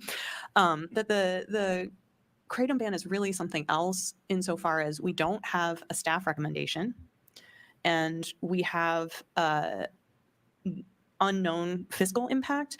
It was indicated in the memo that the fiscal impact would be none from, you know, passing the ordinance banning it, but there would have to be some kind of enforcement mechanism, even if it's just the city attorney issuing municipal citations or the police, you know, charging misdemeanors, which are the two potential punishments for a violation. So even if we have, you know, it's just complaint based or something like that, if we don't have a really active, robust enforcement mechanism, there will be a cost to our staff. There will be a cost to, you know, it just feels like if it were very, very clearly very dangerous and this was our only tool in the toolbox, I think I would support it. But I agree that, you know, from a harm reduction standpoint and a state legislature makes the most sense to be enacting that. Like, we are just not experts on this, and I don't think the science is clear. So I'm not going to be supporting the ban. I like her. That's being objective. Exactly. That's critical thinking right there. Right. And the others are just not doing that. It's like, we don't understand it, so we just don't want it. And it was in an obituary. Right. And you know all what? these- I'm surprised they didn't bring up the Iowa news story of that fitness fanatic dude that died. Yeah. Oh. Remember the guy in Lowell, Massachusetts? That's how they started that. Yeah. Right. Right, With that- that yeah. Iowa news story. Yeah, right. Wow, that's a good point too. Yeah. Interesting. Okay, well, let's keep going. This is really interesting. And I'm just going to follow up. I was against the ban. I in our love last this meeting, lady. And Love. Counselor Burgess said it much more eloquently than me this time around to summarize where my objections have been. But we don't know. Wasn't she just the single one last time? Yeah. That was on over the Zoom. phone. Yeah, she was great last time. Okay. Its Cool. impact. I do believe heartily in the fact that not everyone has access to the doctors and the access to more established means of getting off of drugs or of pain management. And I just think it's a lot of overreach. I really do. We don't know. The FDA, well, we might tout them, and I mean this with respect, they are toothless. They have had so much money taken away. So I'm not thinking that they're cutting edge and that actually Kratom is on their radar as much. Anyway, I'm not supporting this. I'm going to be consistent. I don't believe that the city should be regulating what individuals do to this extent. Mm-hmm. Love it. Yep. Great testimony. She ain't even done speaking. Mm-mm. I think this is something that Toothless, I definitely struggle with. as council's probably aware, a lot of this does stem from conversations that I started during the broader discussion around the tobacco ordinance and work on that. I'm put in a position where it's difficult for me to get to a comfortable spot. This is one of those votes that it doesn't feel like we have a good place to land, at least for me, because I can recognize all the things that Councilor Harmson says. They just act like this is such a life and death I think decision, fundamentally, you know, between good him and interpretations of Ponytail. the way the land lays. Ponytail. And at the same time, acknowledge that there is an abundance of people who the product, they seem to think that it helps them. Whoa. Seem to think? Yeah. I seem to think this plant helps my chronic pain. Hold on. I'm trying to find his original news story. He did a news interview. He looked like he was at a book fair or something like that, But he's flipping his switch. So yeah, we'll see. Yeah. But I just don't like his I know. Yeah. seem to think. None of us seem to think. We know. Oh my God. It's not necessarily the most important thing in terms of our decision-making process. We have to think about the broader health of the community, understanding various predatory marketing tactics that companies that produce the product utilize, companies that sell the product utilize. Those are all of concerns, as well as purity of the product, and I completely understand, and I think that it's a valid, important argument that needs to be made towards the broader safety of our community. Where I think I began in this broader conversation was a position of this is a substance that has some real concern. And I think that everyone here can probably acknowledge that it is concerning. It's not absolute bad, it's not absolute good, but it is concerning. The regulatory agencies say so as well. And for however you want to take that.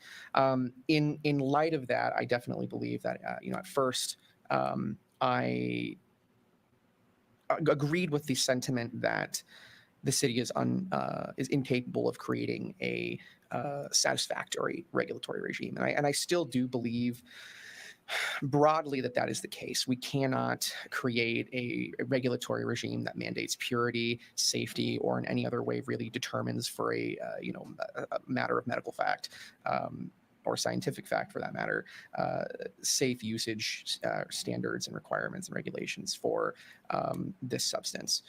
I at that time, believed that, okay, if we can't do that, if we can't go all the way and create the regulation that could be acceptable, the alternative is a ban. I don't necessarily know that I believe that to be the case anymore. Through my conversations with members of the community, as well as Councilor Alter, I think what at least I would support at this moment is more conformity with our tobacco regulations. So like a parallel system of regulations and permitting, a verifiable age regulation for sale. And then, should we get some more solid data, we can continue to act in the future, or the federal government or state government will act and supersede us. I think that a large focus of this broader conversation surrounding tobacco and kratom has been highly focused on minimizing the impacts to young people. And I think that to my goals and perspectives of the situation, conformity with the tobacco regulations, or uniformity with the tobacco regulations, would achieve that. Yeah. I'm interested in hearing if other people would be interested in that, or what thoughts people have, because that would have to be a motion. That would also have to be a lot of other actions. And, council's proclivities will affect the decision that I ultimately make. Let's pause here a minute. I need to run to the restroom, and I need to go take my kratom because I'm having my extra back pain from picking up my dog yesterday. So do y'all just want to chat, or do you want me to we can play chat. some? Y'all chat. Y'all can do it without me. Y'all can. For a few minutes. I'll be back. Okay. But that was interesting that he was the reason why this whole thing happened. Yeah. And now he's backtracking. And he looks like when he's talking, his tail's between his legs because Yeah. because that's how we Mhm. started the conversation. I'm trying to find his original interview with that news station. Oh, that would be cool. Yeah, if you can find it for me to play, that'd be awesome. But Yeah. I'll be right back. Okay. Cheers. At least he was here for this one. He wasn't Yeah. at the last one. Yeah. But I mean, I don't know. I really like that older lady. Yeah, Megan. Yeah. And not every city council meeting will allow outsiders like us to speak. Yeah. Sometimes there's a Zoom Yeah. link in there and sometimes there isn't. And just, when this happened that day, I mean, I tried to let everybody know. Yeah. So, Yeah. Yeah. And that right there was Bud's first time too to speak like that. So it was pretty cool. And then hearing Laura, I've heard Laura doing it before. I heard Laura doing it on the last one. And then Yeah. I went to a register at the very last minute, and then by that time he had already closed off the public comment, so I couldn't get in there. So, but yeah, I mean, just because we don't live there doesn't mean we're not going to not advocate, Yeah. because like you were talking about, there's probably people sitting in Iowa City right now that had no idea that meeting was even happening. Yeah. Yeah, None. Because there's a exactly. lot of people that just, even their a lot of people just don't get on Facebook or social media or just don't even know. They probably don't even think about it. Yeah, and I know when I was sick, there were times that I didn't have internet at all. I was just watching Yeah. DVDs that my mom had recorded for me and would bring over to me, and I just played them all the time. So I had no clue what was going on anywhere. So That's what's so scary. It's like, I mean, just thinking about if I was in that position, sitting in Iowa City, and, there's people talking about banning it. I'm just yeah, saying, I'm glad to know that there's people that are at least speaking up for them. Even though our testimonies probably fell on deaf ears, Yeah. they're going to have right. they're going to have a third reading on it. I say regardless on if it's deaf ears or not, at least, somebody somewhere out there, I believe it still makes a difference somewhat. I agree too. I agree too. Craig, you're sick. I'm sorry. Oh, I hope you feel better. And some of them may not even be there in January. So that's the Yeah. other thing. It may be somebody totally different. Well, hopefully it's those two ladies, Yeah, yep. because I really like those ladies. Me too. But yeah, I mean, the whole thing of them just acting like this is such a huge life or death decision that they're making. Like that lady said, they're just overhyping it. It's Yeah. crazy. Yeah, because like you said, if it was that bad, they would have been hearing about it long Yeah, before everybody would know now. about it. Or it would be banned by the FDA by now if people Uh-huh. are. Exactly. Yeah. What gets me though is why is our anti-kratom person's story changing?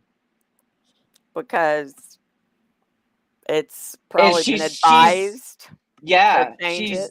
she's conforming it to fit the narrative, about the lab tested vendors. Because like I said, I would hate to be a vendor today.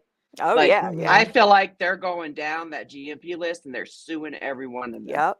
Yeah. I And hate it so when now, people bring up the lawsuits too, and it's like, how many times has this happened? Like John was saying earlier today, it's like, how many times has this happened over the decades?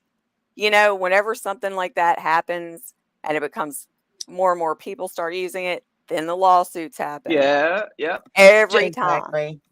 one of the main lawsuits that motherfuckers love to throw in our face is that $11 million Florida mom Yep. lawsuit. And Yep. I have to constantly say that family won the $11 million judgment because the vendor didn't show up to fight it. Not Yep. because they Yep. proved that his space dust kratom is what killed her. And now that same vendor is on the 708 synthetic bullshit train. Yep. And it irks me, and I see people in our It community irks me the dude's support still them. even in business. Like that vendor should have been just I don't know. Yeah. So what? He jumped on the 708 train now so that he could pay for his $11 million judgment. Yeah.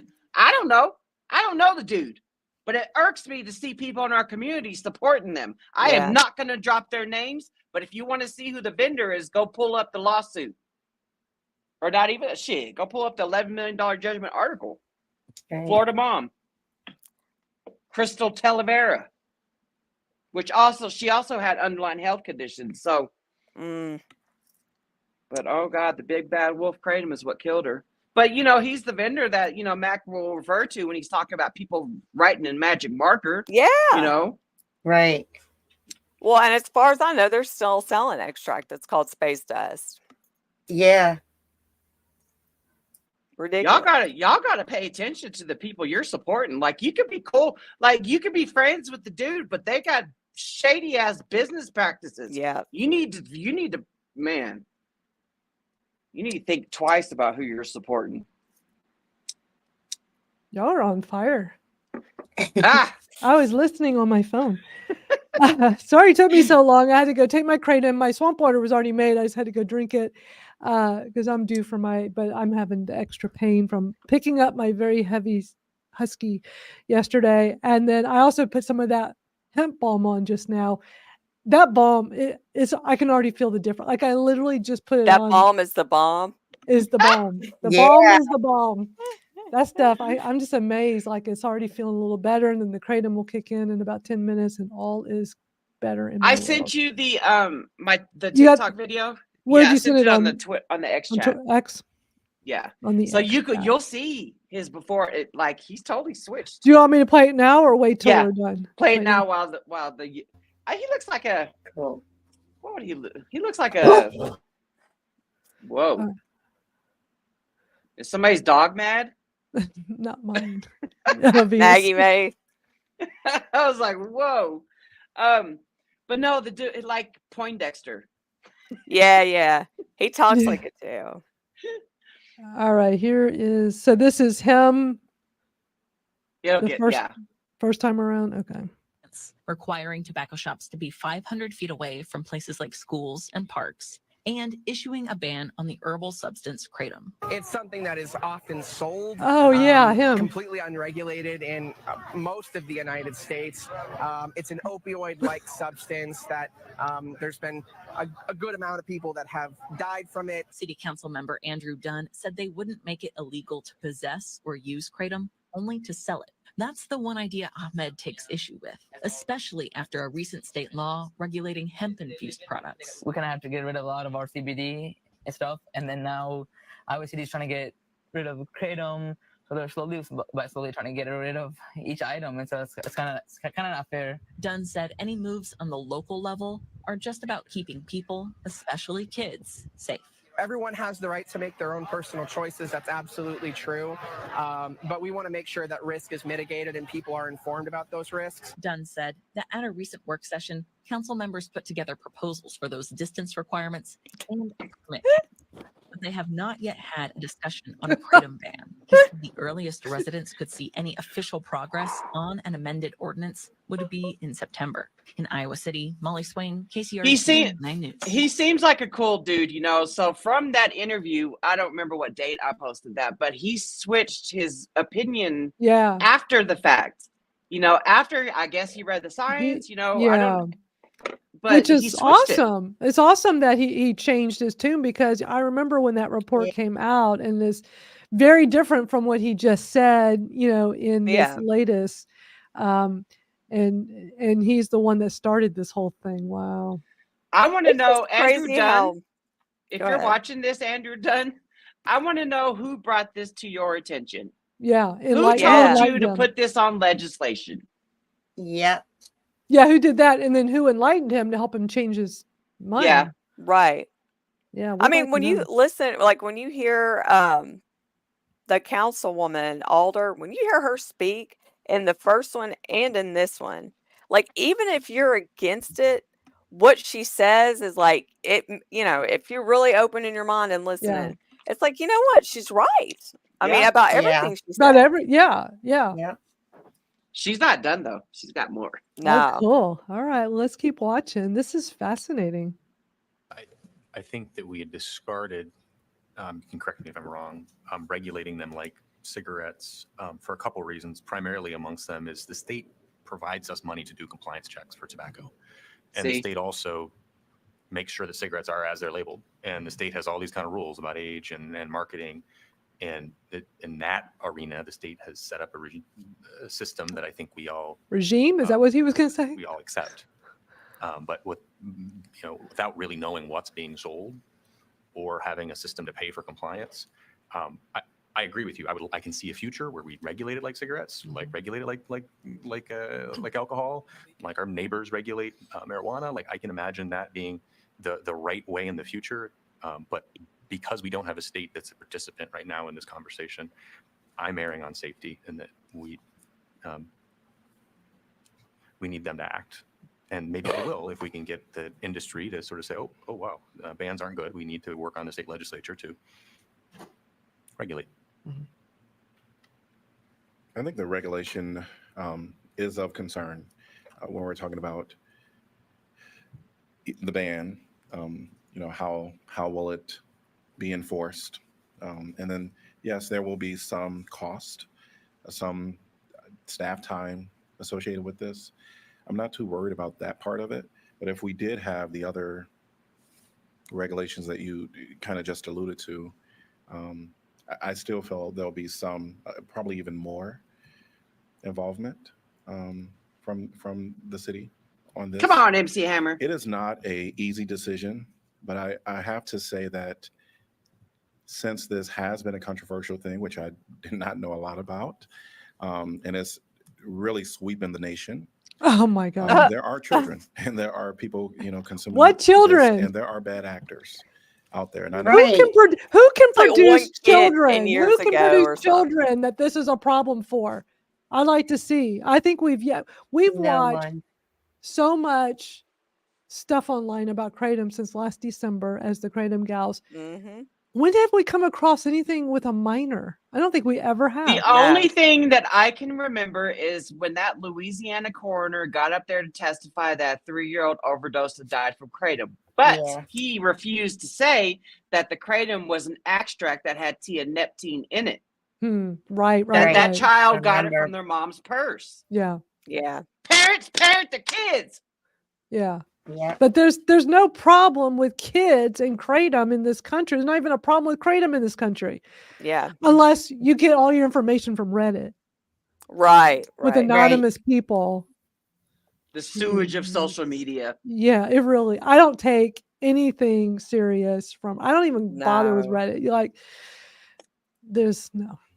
Me And neither. I'm somebody that's been in the social media space for 20 years. So yeah, It's mind blowing. nobody what's on can Reddit. convince me Reddit has any credibility because it Like has even none. when they're talking about the 7-OH tablets, I don't even fully believe everything. Exactly. You know? Yeah. I don't fully believe anything I read on Yeah. Reddit. Yeah. All right, let's finish. This is the mayor, right? Yeah. Yeah. Seems like he already made up his mind. No, we can't control all of that. We don't know what's in any other products in any of the stores. And so I do feel that it's a public health safety issue. And for that reason, I'm going to be voting for the ban, while I also hope that there will be more definitive things coming from either our state legislature on this particular item. That's But right, Brandon. for me, I will be supporting the ban. I heard a lot of positive. To begin with, I really wasn't know about this. I gotta at speed all. her down. I Sorry. I learned about it this year and at the conference. But she doesn't talk very long. And I have so. to go and read a lot about it. And I saw a lot of negative things about like reports there. And also Sean mentioned that the FDA have a warning about it. And we just heard also a woman from Michigan. She was talking about how her son passed away. And to me, I cannot say it's bad or it's good or because I don't have that expert. But if there is 1% it could be bad things for the people of the city, I will not go with it. That's why, because So of the ridiculous. some But people you allow say, some permits for people say no. tobacco Right. I'd rather and go alcohol. ban Exactly. it. Exactly. And if it That's turns well out above that to be 1%, good, and sister. as you Yeah. know, council, She Josh she does Moore look like a said, and snowman though. Handsome, that if the regulations I mean, exist, she's dressed like a they snowman. decided to talk about this and do it, we can come She back got a anytime. scarf, her hat. So I Yeah. would Yeah. yes for the ban. She looks warm. Yeah. I appreciate that there are 4 of my colleagues who've indicated they want to support the ban. I do just want to zoom out for a minute and just say that it's very concerning to me that we would step into a regulatory space because of something that could cause harm in a small percentage of cases. There are so many things that fit into that category, if that's how we're going to define when we step into something. That's very troubling to me. I appreciate the arguments of my colleagues, and I hope that we will not apply that standard as deciding the issue for prohibiting the sale of other kinds of things. I like because there's her. so many things Yeah. that can be misused and cause harm that I just don't think we have the expertise or the appropriate purview to prohibit in our community. I think to clarify just a couple of points on that, to make sure that I'm being understood. With some of these other things that I think you're probably alluding to, a couple of different situations. There's a different situation with. They like Kratom using here. that word One of allude a them is lot. the They, FDA but warning 2 of them have it's a now said substance that. concern, right? I think that's the phrase, or it's something equivalent to that. So that's something we don't have on any substance out there. And that's, so it's not just like there's a lack of research and we don't know if it's safe or not. It's a little bit different than, it's a little bit more than that. We actually have some reasons to believe it may not be safe, and reasons that are coming from the FDA.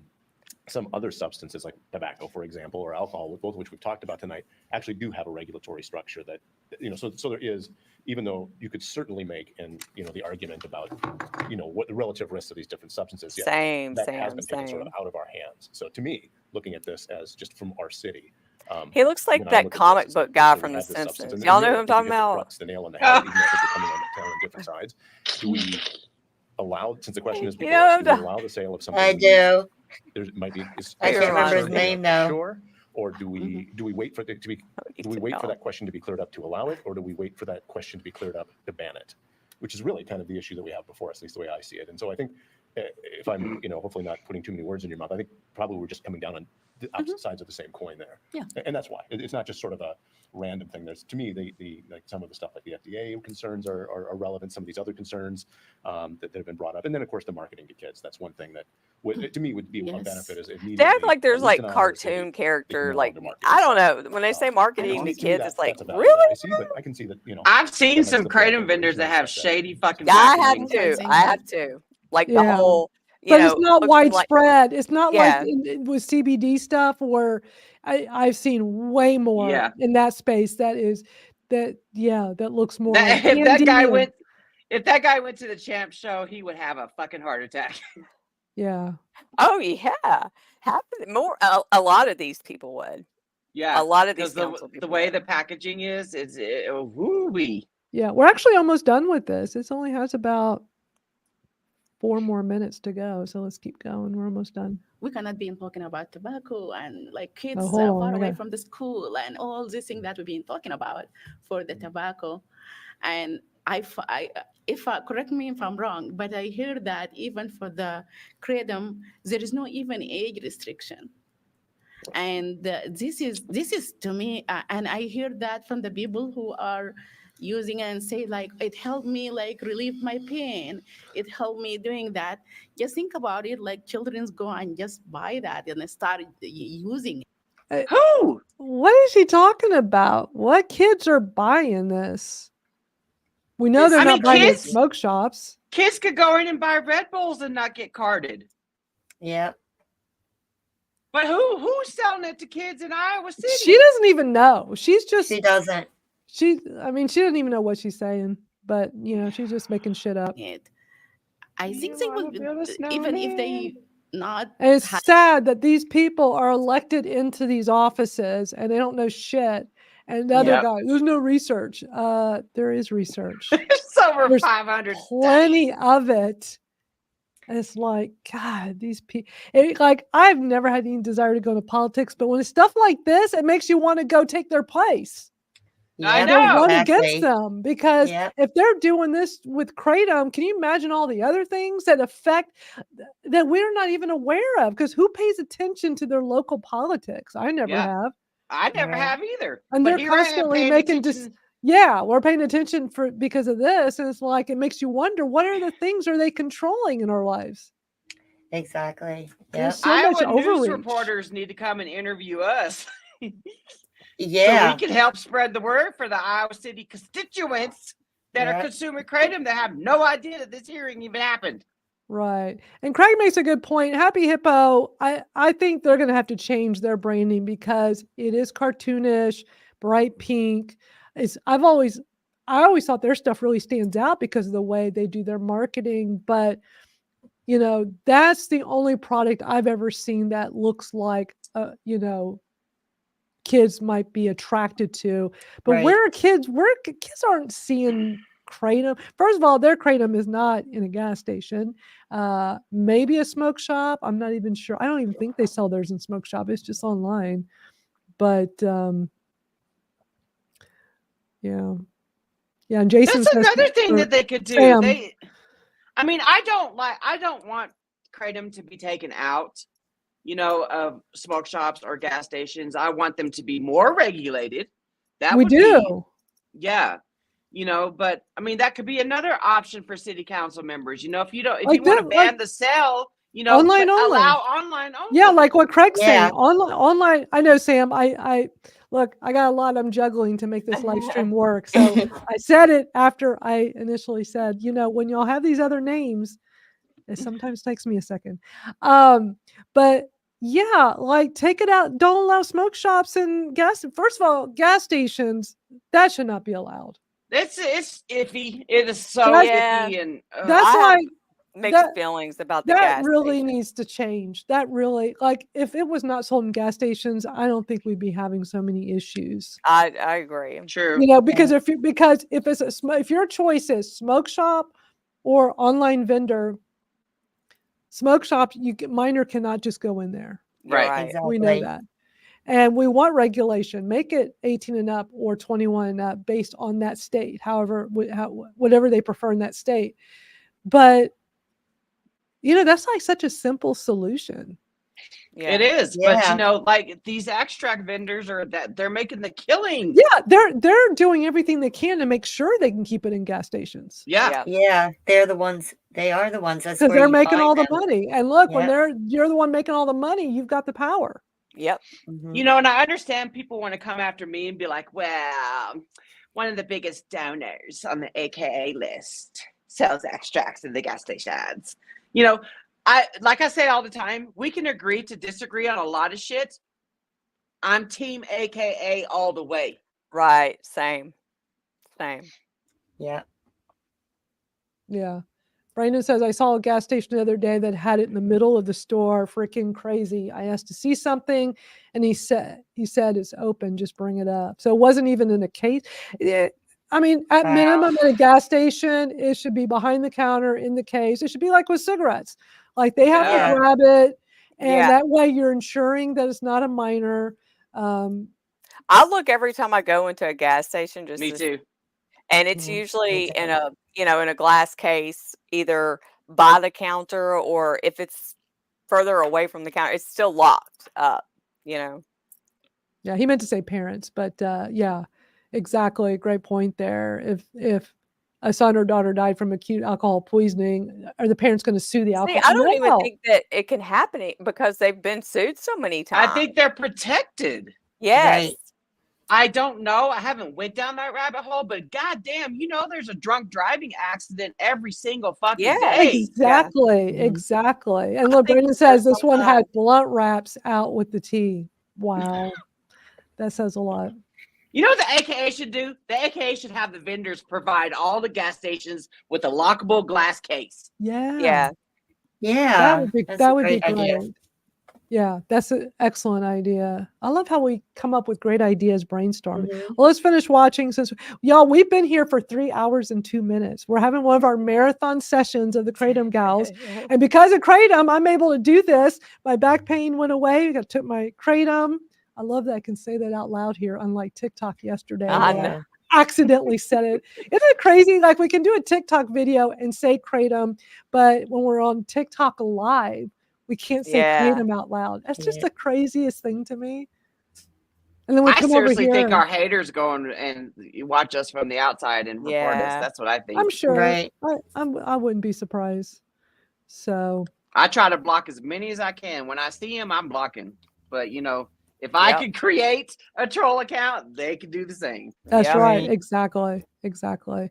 All right, let's finish this up. Having a pain or anything, they just want to like try it, and after that, they become addicted to it. What? This is really just, Oh, lady, stop. Yeah. that's really scary. That's why I'm against this. As she smiles. I know that we have regulations in place through the feds and state about alcohol and tobacco, and we have talked about it in terms of how we can mitigate the exposure to children and teens about this.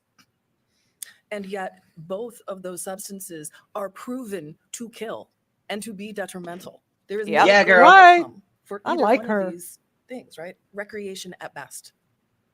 And both substances absolutely are corollary. Maybe not with, I mean, there's certainly overdoses, there's cancer, but also with all assaults, burglaries, poor judgment.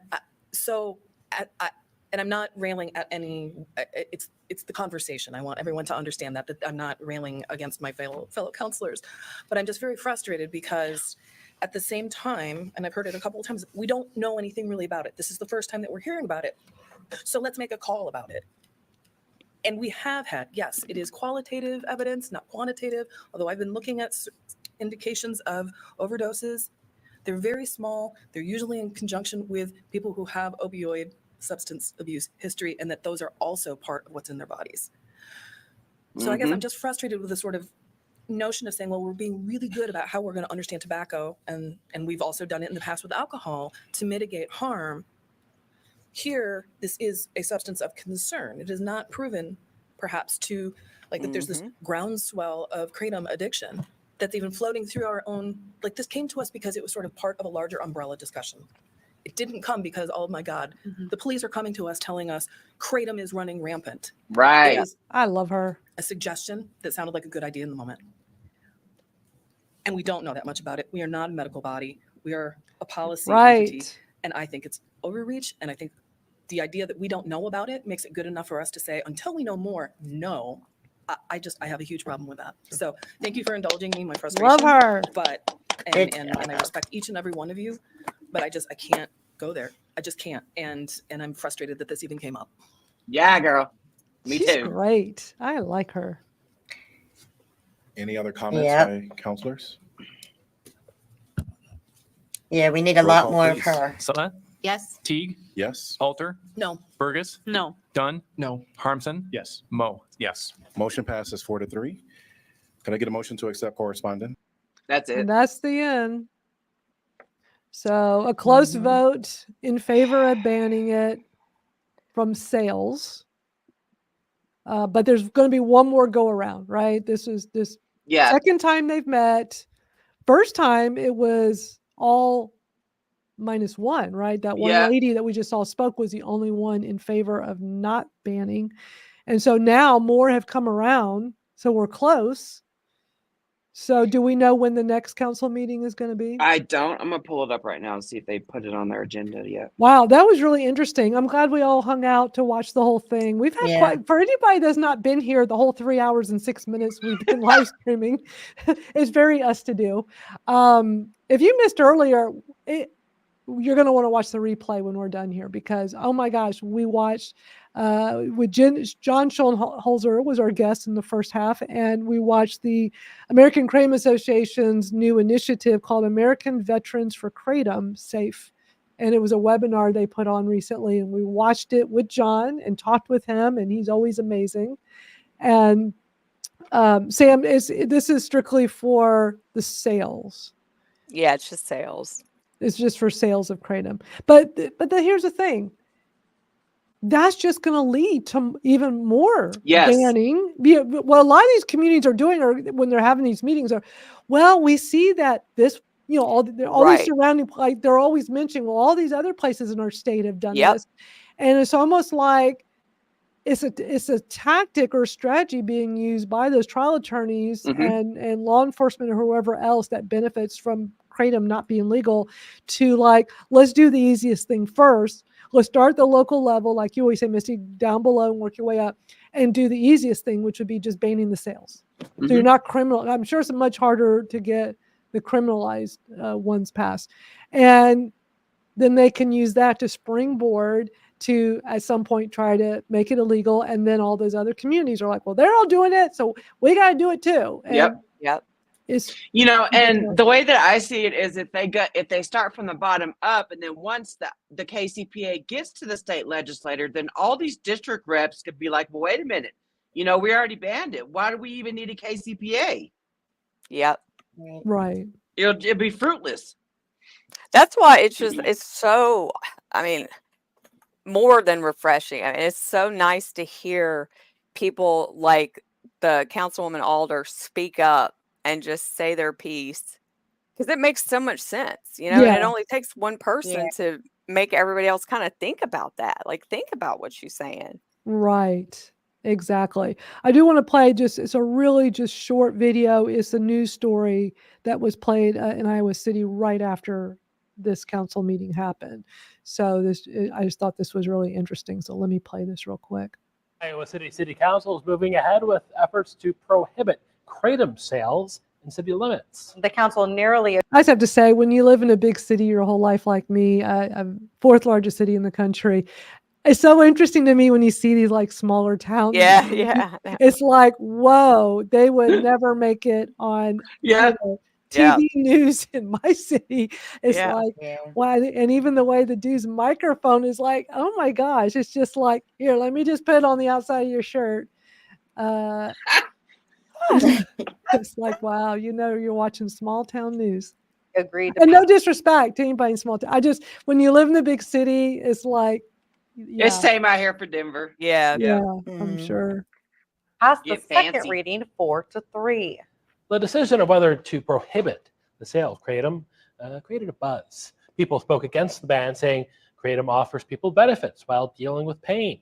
Council members also voiced concerns about whether banning the substance would be an overreach on their part. It just feels like if it were very, very clearly very dangerous and this was our only tool in the toolbox, I think I would support it. We are just not experts on this, and I don't think the science is clear. So I'm not going to be supporting the ban. Those in support of the ban say the drug is unregulated and can be harmful to your health. Kratom is listed as a drug of concern by the DEA. The FDA has not approved any drugs that contain it. Iowa City Mayor Bruce Teague supports the ban because of the potential safety risk to the public.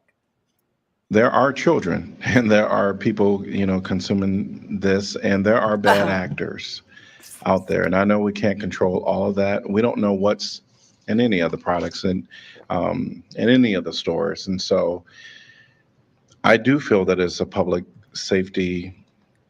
health safety issue.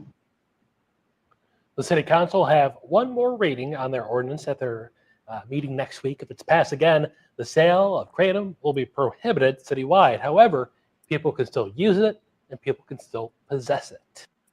All right. So they don't have it formally put on their agenda in minutes, but if he's talking about next week, then it'd be like on the 22nd because they meet on the Tuesdays. And to find out who your local district council person is, you can go to your county records building, do a parcel search, put your address in, or anybody's address, and it'll tell you who your district reps is. And I guess it would be, I don't know what to call them, but it'll tell you who you need to talk to. And if there's a specific area, it'll tell you what committees they're in. Not there, but then you can go and find out what committees they're in and keep an eye on that too. Yeah, great advice.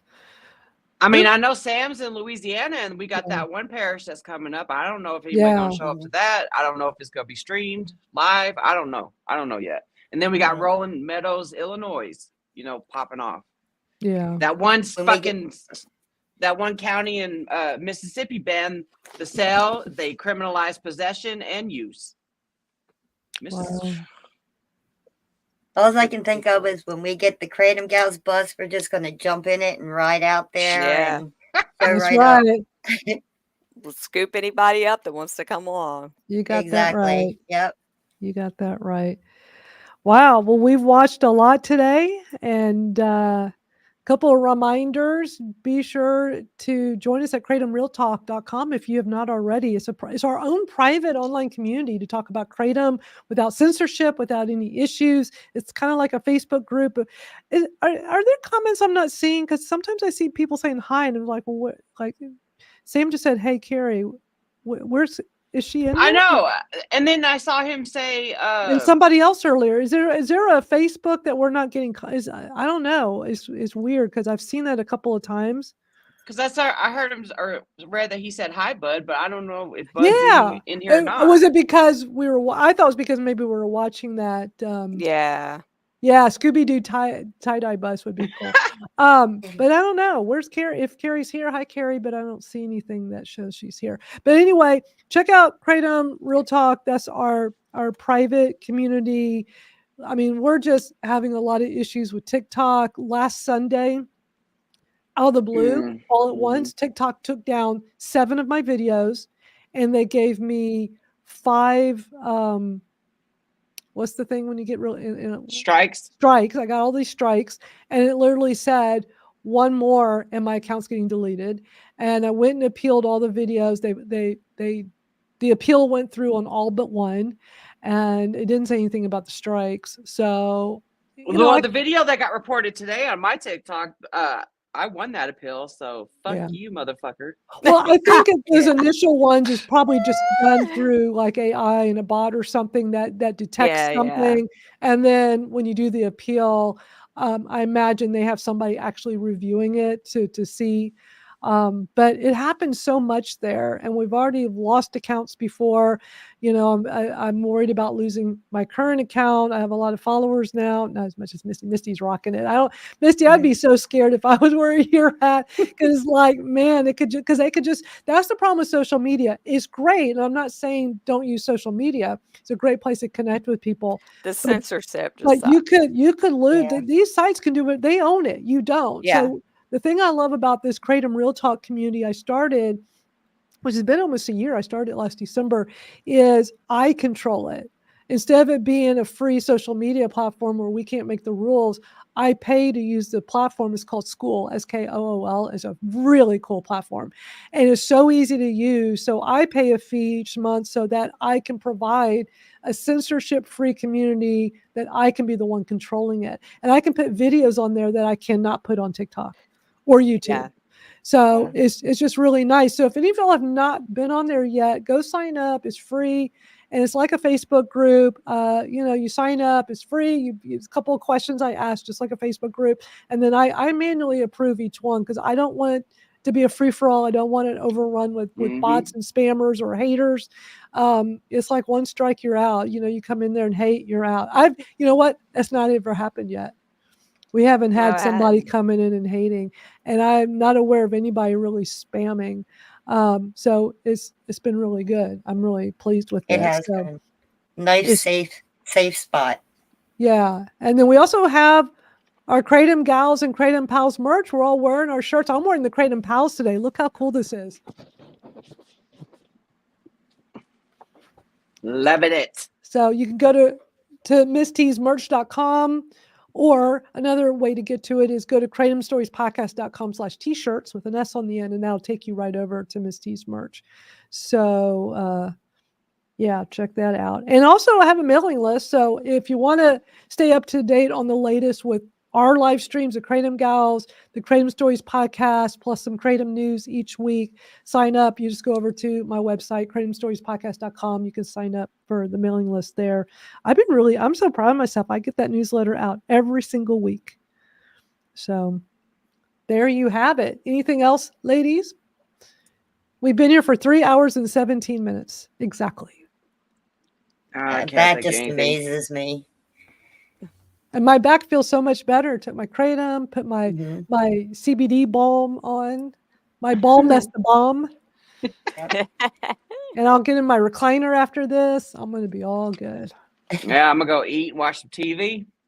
Yep, same here. Well, yeah. Thank you so much for being here. And gosh, a lot thanks, of Ray, for y'all coming. in the comments have been here the whole time. Yeah, I love it. Y'all are just so great. So great. We really appreciate y'all's support. Be sure to let other people know about this. You can share wherever you're watching this, you can share the link. And as soon as we stop the recording here, the replay will be available. So if you missed any of our 3 hour and 17-minute extravaganza today, you can just go watch what you missed. You don't want to miss the part we have John Shinholser. He's always so much fun and such a great guy. Love this new initiative. He's now the director of the new American Veterans for Kratom Safe program. So he's the Perfect guy for national director best for guy it. for the job. I'll say that. Yeah, if anybody knows I any agree. veterans that consume Kratom, you need to connect with him because they're trying to just band together in a positive way, band together Kratom consumers that are veterans. Yes. And I think that's an amazing thing they're doing. So good to see. Y'all been here like the whole time. Y'all are awesome. Oh, Vina. Okay, so Vina. Oh yeah, she had a question earlier. Yeah. So I think you should get in contact with John Shinholser because he is part of the recovery world, and he could probably help navigate you through on trying to get the information to the rehab center on the tribal land. That's true. That's I think John, but also Mac. I mean, I would reach out to both of them, and they keep us posted. Keep us posted. I meant to go back to that question again because I just went to try to find it, and then you popped it up on there. Yeah, because that was Great from minds that think was just her buy, but that reminded me too. All right, y'all. Thank you for spending time with us. Also, you know what? I wanted to show this real quick. I want y'all to see when you go to the replay of this on the Kratom Stories Podcast YouTube, the way I do this, where if you want the link to any of these videos we just watched, or instead of watching the whole 3 hours, if you missed it or missed part of it, to be able to hit just the timestamps. Different timestamps. Thank you. Those are so handy. Totally multitasking here, so I'm trying to figure out what to say and get to this at the same time. But let me show it because I'm going to show you all like from last week, so you can see what I'm talking about here. Because I'm more of a visual learner, so when I see stuff, it just makes more sense. Oh, I should show that real quick. The little video over in the Kratom Real Talk that Denise made for you, Venus, with how based on your initial thing talking about blade papes, how she folds up an envelope. That's like a great example of why our Kratom Real Talk. We can't post a video like that elsewhere. Right. Probably get in trouble, but I'll show you. I thought it'd be great to be able to take blade. I'm talking about blade plate. Yeah. Plate plate. It's a tongue twister. Plate plate. It is. Plate. It is. This is going to look a little meta. Let me see if I can just get more of a video we were watching. So when this is the replay from last week. And so what's cool when you go to the YouTube channel, if you go to Kratom Stories right here, Kratom Stories Podcast YouTube channel. So when you're in here, you'll see these are all earmarked with the chapters. Look at that. Mm-hmm. Last week took me a while. We watched so many videos last week. When you go into the more in the description, look how cool this is. So let's say you were here part of last week, but not all of it. And you're like, oh, I remember these. Oh, I didn't see when you did this story on Austin Sober Living House and making Kratom. Oh, dude. You can literally just click on it and it goes. That was a cool one. Oh, yeah. That What you doing? so cool. What on God's green earth is going on around here? Making capsules by hand. Wow. This looks like you could get arrested. Nope. No? But what's so cool is that you can just go right to the different things. And then underneath, I have links. Look at this is what we watched last week, y'all. Look at that. Wow. So I do this after our live stream. I go back in. It takes me a little while. But eventually. Today will be easy. Today will be easy. I'm going to Yeah. do it as soon as we're done because this will not take long to do. This took a while to do, but it's such an easier way to go back and with any of our replays to watch. And it's really easy. If you're on our YouTube, Kratom Stories Podcast, normally, and look, it's Meta, we're live. If you go to live, also for the podcast, you can just click on podcast because, you know, all of the podcasts are in here, audio. They're all, Yeah, I was. See, look at all this. Misty's in here. But if you go to live right here, this will show you all of our live streams. And so all the replay of all of these are in here. Now, I just started doing the new chapter thing recently. So We've done a lot. Y'all, we started this. Here's the first Every one. Saturday since last Saturday. Our first Is that the one, first one? December 9th. When we come up on our 1 year anniversary, we're going to have Oh shit! I'm wearing the same freaking flannel right now. Wow. I got the Misty same has, shirt on too. Misty has her Christmas background. Oh, that's so cool. So yeah, But we're I gonna got my Kratom Gals shirt on now. maybe what we ought to do the next few months leading up to it is play little clips from this one episode, you know, different parts of it for a while, just to show little bits of. We've come a long way since we started. We really have. Yeah. Yeah, that was. It's been so much fun. Wow. But you can get to all. You can see when we started the cool thumbnails. We didn't do that at first, but then Jennifer started impressing us, like with that dude. Yeah. Oh, that face. I mean, these are also great, just coming up with all the different thumbnails. And Yeah, it's fun. It's fun. Yeah. And I feel like, you know, we're more of a community. We're a little bit closer with everybody doing this every Saturday. And we've had a lot of replays. That 70H one we did months ago, that one that 1,100 views. We have so many comments from people that are pro 70H. They're trying to defend it. It's ridiculous. They're trying to like argue with the science. Yeah. We did get a lot of replay views for when we had the briefing with the researchers. That's good. I'm glad that attracted a lot of people. I love these JPEGs. They're so good. I love that one at the top right. I got an idea for today's. And if anybody missed this one, we did just a little over a week ago, right here, the third one across. It was a special edition. We did movie night and we screened a new documentary called The Mysteries of Kratom, and that's the filmmaker Steve Ham. So we invited him on, and it was so much fun. We had him talk about the documentary, then we played it in its entirety, and then we talked with him some more at the end, and it was really cool. Yeah, it was. It was a fun night. It was. Yeah. And the one last week with that guy right there in the thumbnail, the German guy in Southeast Asia trying to chew a kratom leaf. That was a really great video. Yeah. That was so much fun. We find so many cool things to watch. So just easiest thing for replays to come over here to our YouTube. And I make it super easy. And for if you everyone. ever watch a replay, #replay in the comments. Yeah, hashtag replay so we know you did. So we got some more comments real quick as we close out. Freely, love and miss y'all so much. Do an amazing job. Thank you. Thank you for being here. We're wrapping up. We've been here for 3 hours and 25 minutes. So we appreciate it. Thanks for all the Brandon. comments. Thank you, Sam. Thank you. Thanks everybody for coming. Yeah, those thumbnails are fired. They are. Jennifer does a Thank great job you. with it. Yeah, we love them. All right, y'all. We'll see you next Saturday. We'll be back to do this all over again. And I've been collecting some interesting videos for us to watch. I can't wait. But who knows? There might be more of these meetings to watch as well. Yeah. They all seem to just pop up out of the blue. So, Yeah. all right, y'all have a great rest of your Saturday. Bye, everybody. Kratom Gals out. Kratom Gals out. Kratom Gals out.